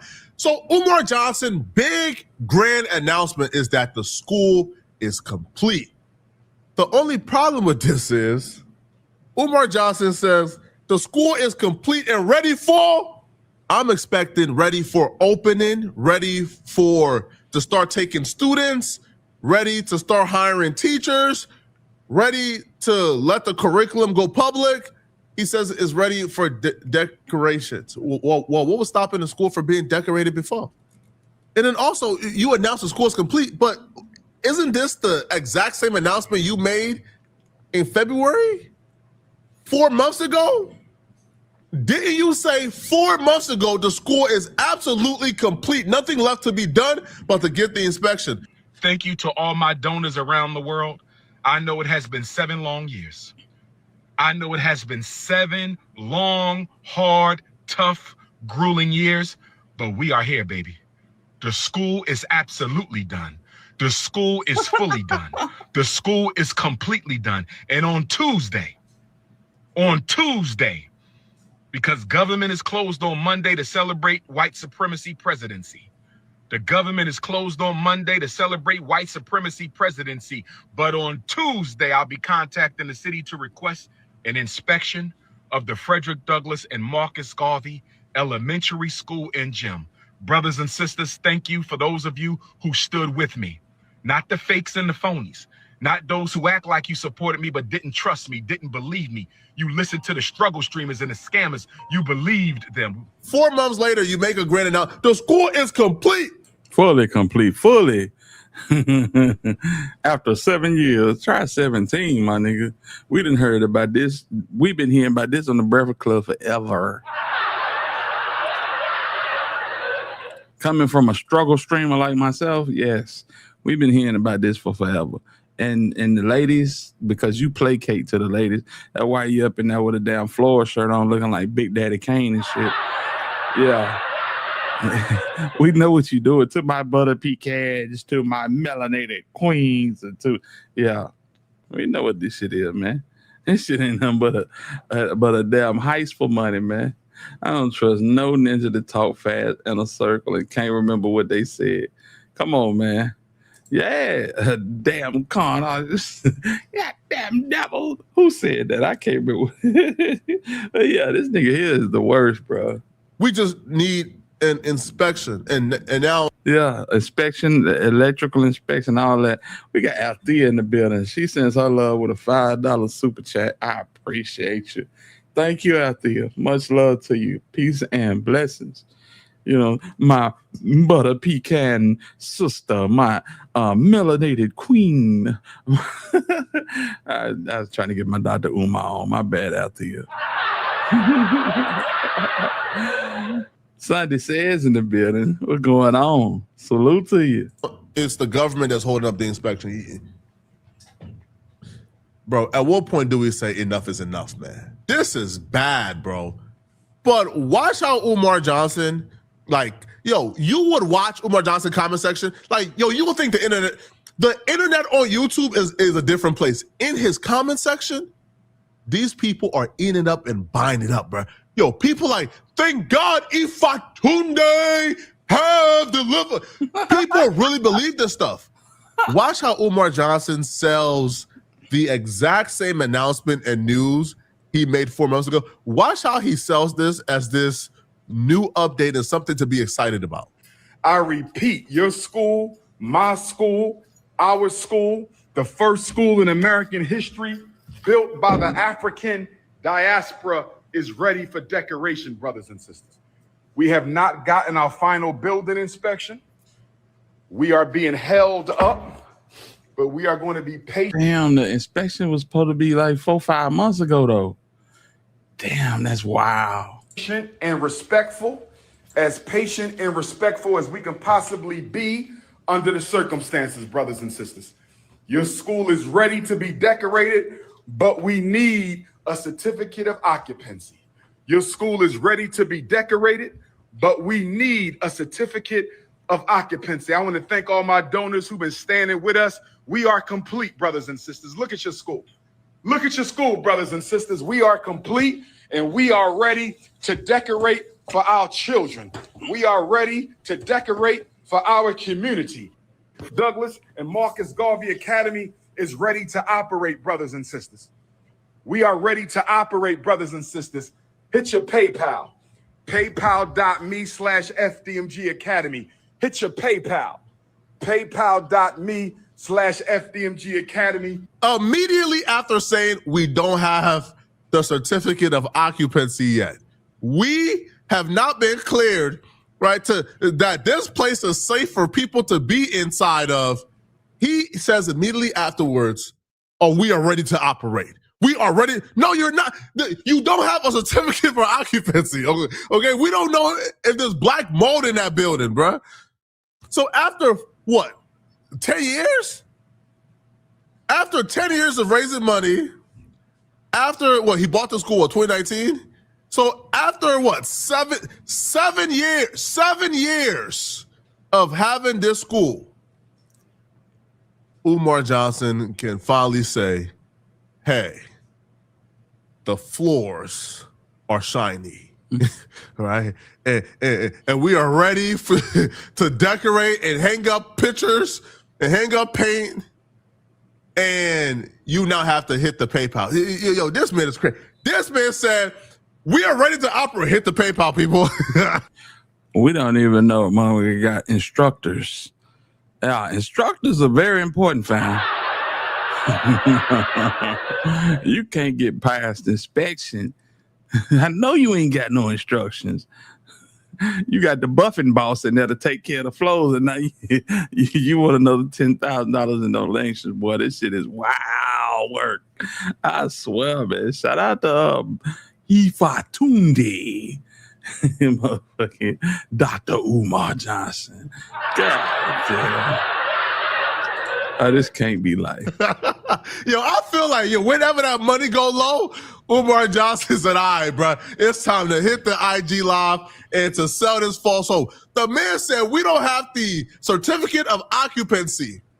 We are ready to operate, people. Just hit your PayPal, send me my money right now, man. We is at the finish line.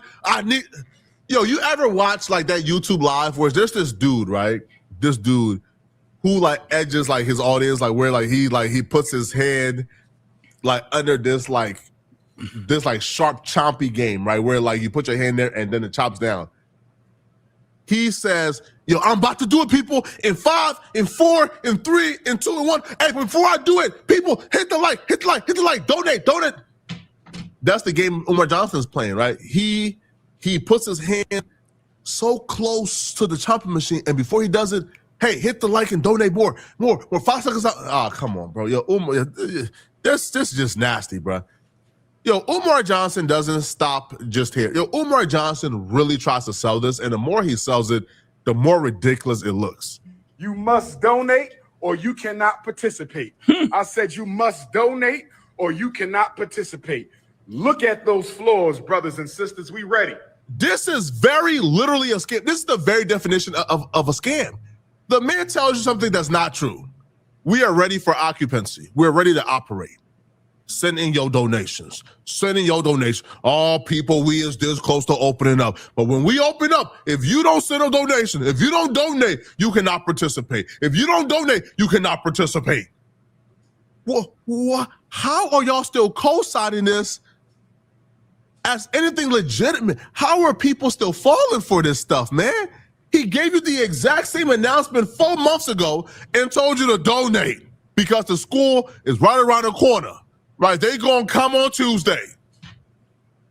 4 months later, we right around the corner. Donate or you can't participate. You don't. Come on, bro. It's damn near like Trump in the damn 2 weeks. Yeah, about 2 weeks. In about 2 weeks, we should be, ahead of our estimations. But in about 2 weeks, yes. It's like, come on, son. The FDMG Pan-Africanists will be learning. We are ready, brothers. And look at the shine on that floor, brothers and sisters. Are y'all ready for academic revolution?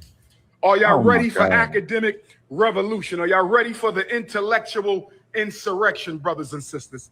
In this holy building, in these sacred classrooms, in these sacred walls, there will be an academic and intellectual revolution like one you have never seen in your life, brothers and sisters.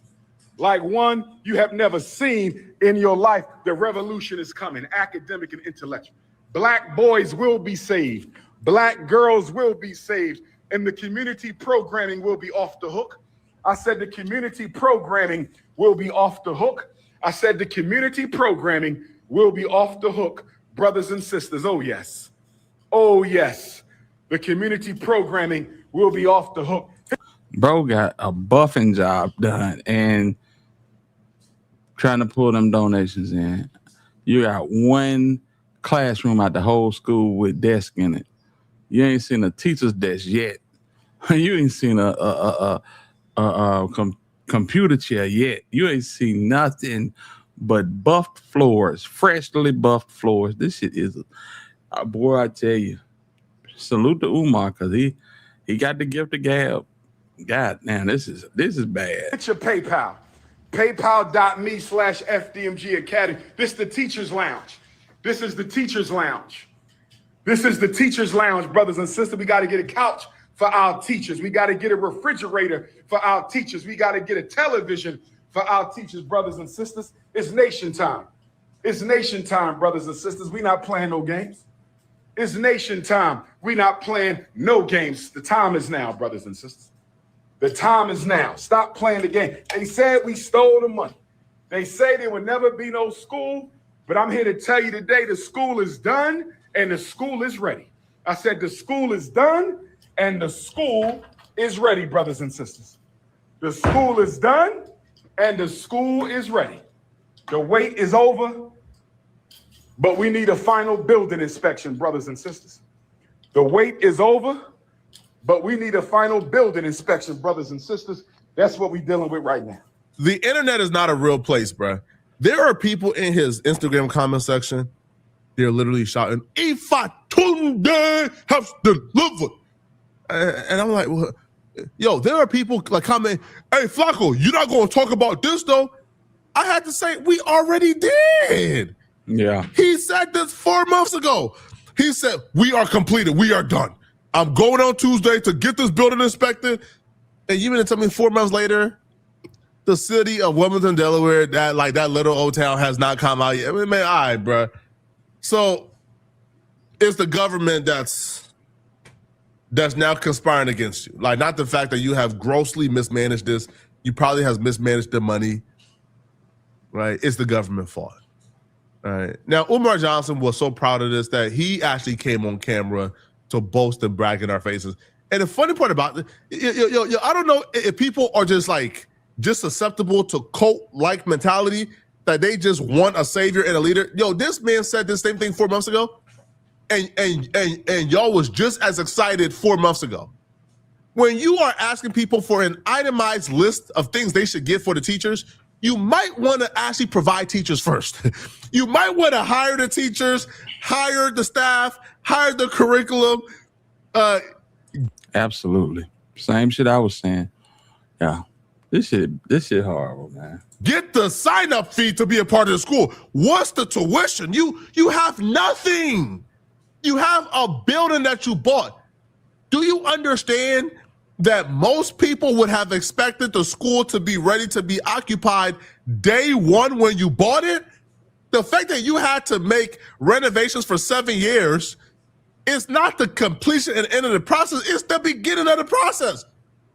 Most folks, when they buy schools, don't gotta do the school comes ready to be occupied. Man, listen, I'm just gonna let it call a spade a spade.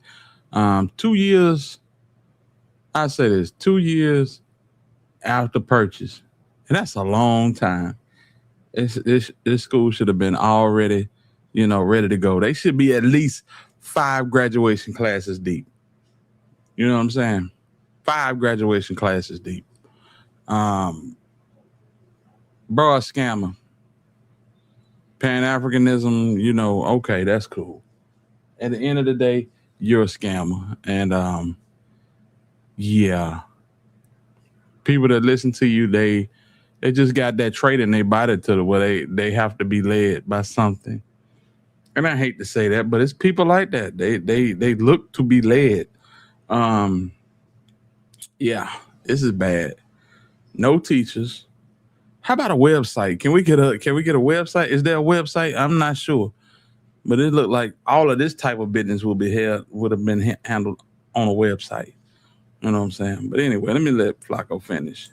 You are in the beginning of the process to have a school, not the end. Why are y'all treating this like it's the end? I'm so confused. What am I missing? Somebody tell me. We're going to unify die. It's your big brother King Kong. It's your big brother King Kong consciousness. I'm just letting you know we still fighting for the babies. We still fighting for the babies. It ain't over yet. King Kong coming to you live and direct. FDMG Academy, FDMG Parkway, the Prince of Pan-Africanism Boulevard. We in the building, brothers and sisters. We in the building, brothers and sisters. Your school, my school, our school. We bought up the whole block. This is why I'm the King Kong of consciousness. We bought up the whole block. This is why I'm the King Kong of consciousness. We bought up the whole block. This is why I'm the King Kong of oh yes. Oh yes. FDMG grand opening coming soon for those who have donated. FDMG grand opening. They go the Honorable Marcus Garvey, the Honorable Frederick Douglass, the Prophet Nat Turner, and the Emperor John Jacques Dessalines. Where my Haitian Africans at?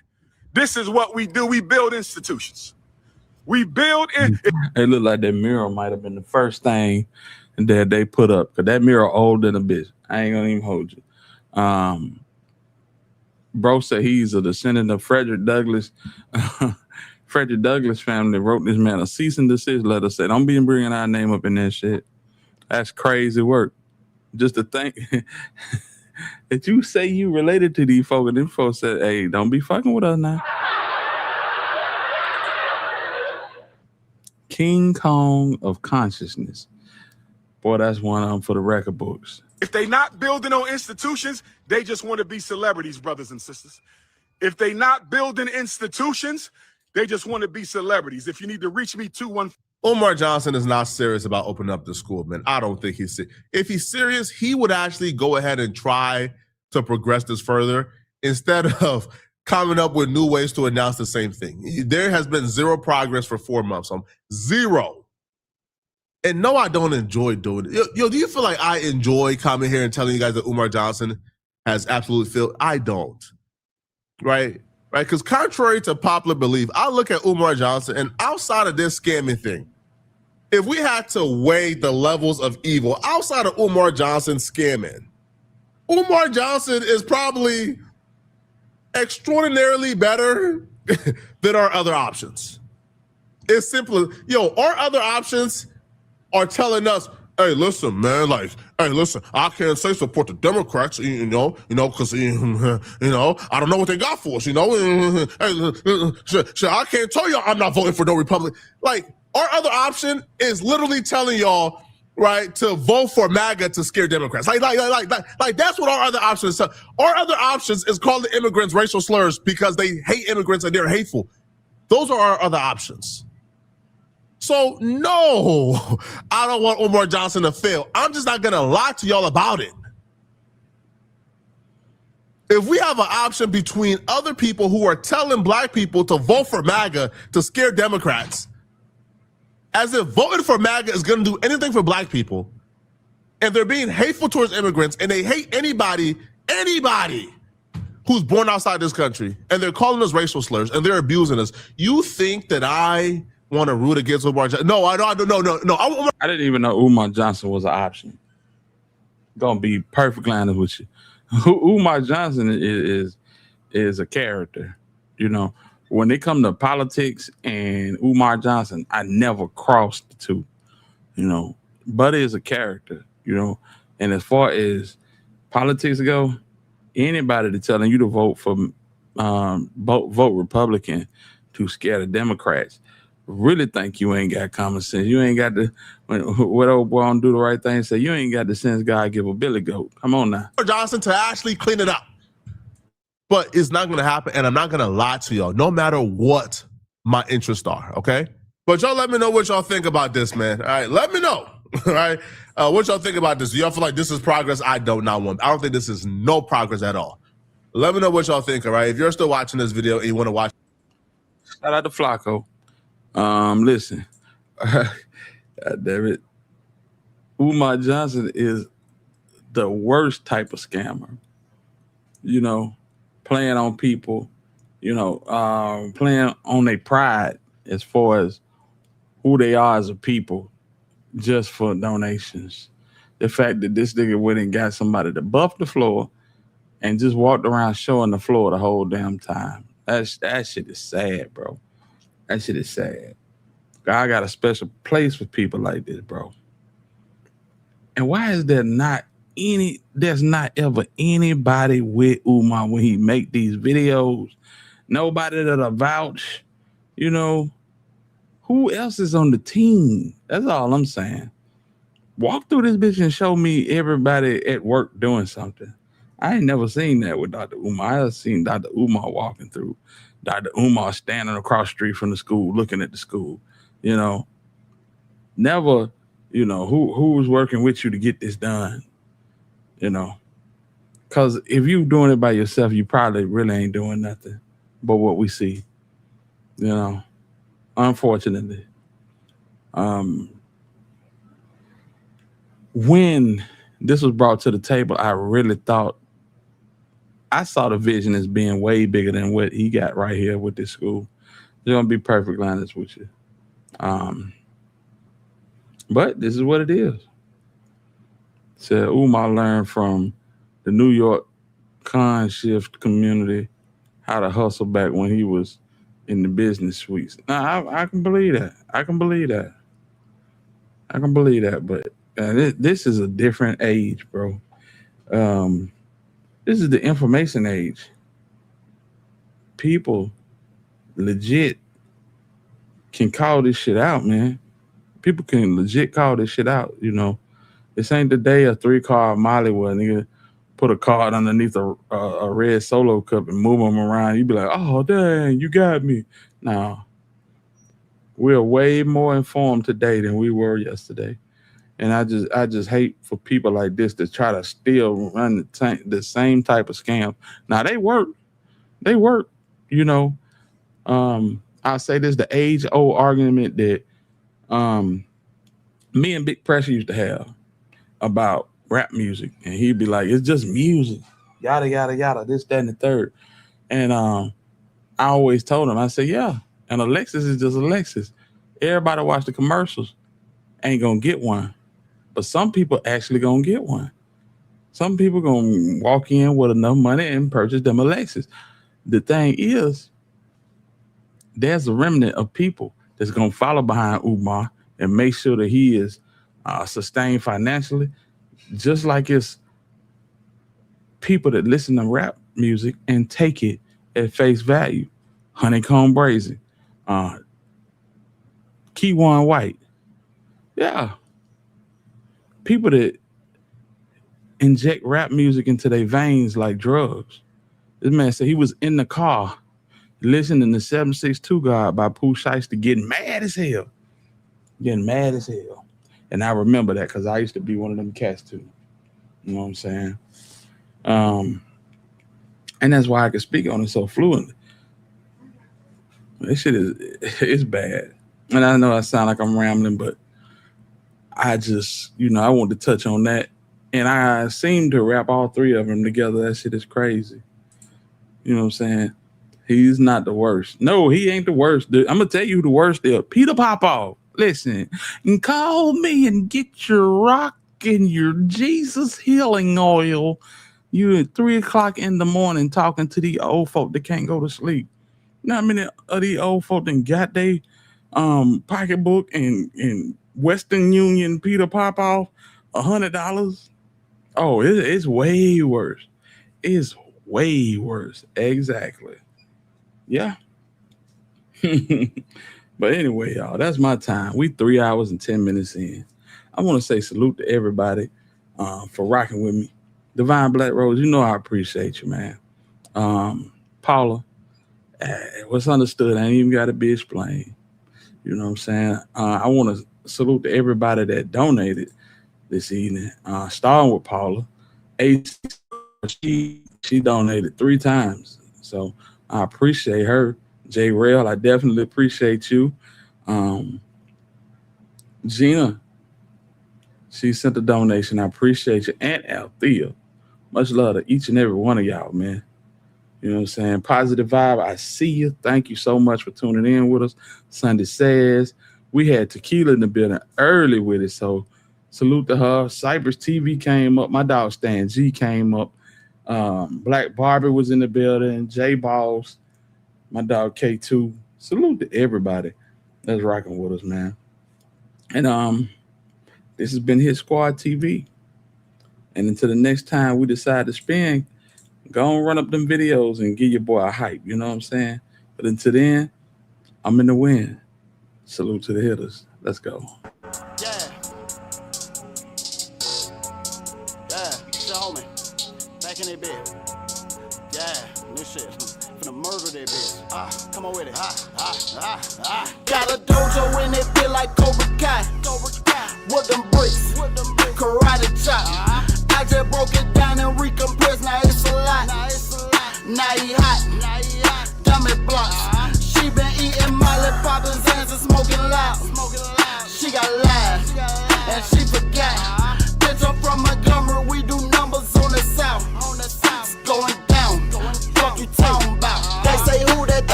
bang 'em J. Floating through the city, getting it crumb and making major pay. If you ain't about making money, get what dog, we can't relate. I don't fuck with niggas like you, please just stay up out my way.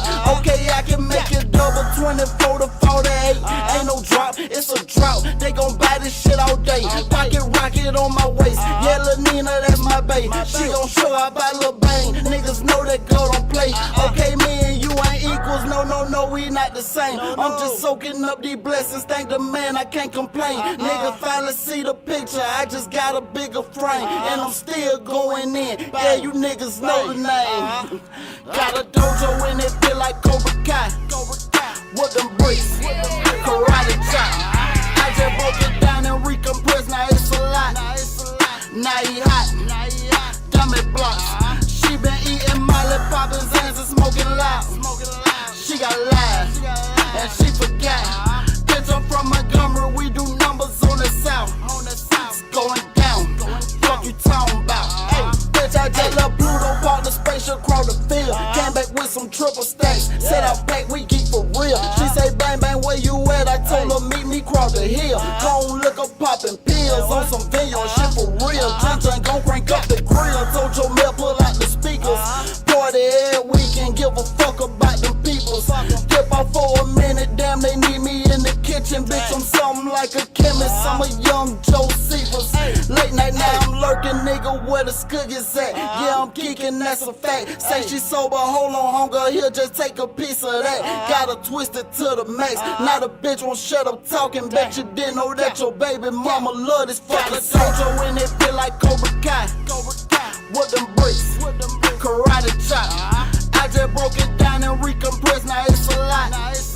Now he hot, dummy blocks. She been eating Molly, poppin' Zans and smoking loud. She got lies, and she forgot. Bitch, I'm from Montgomery, we do numbers on the south. It's going down.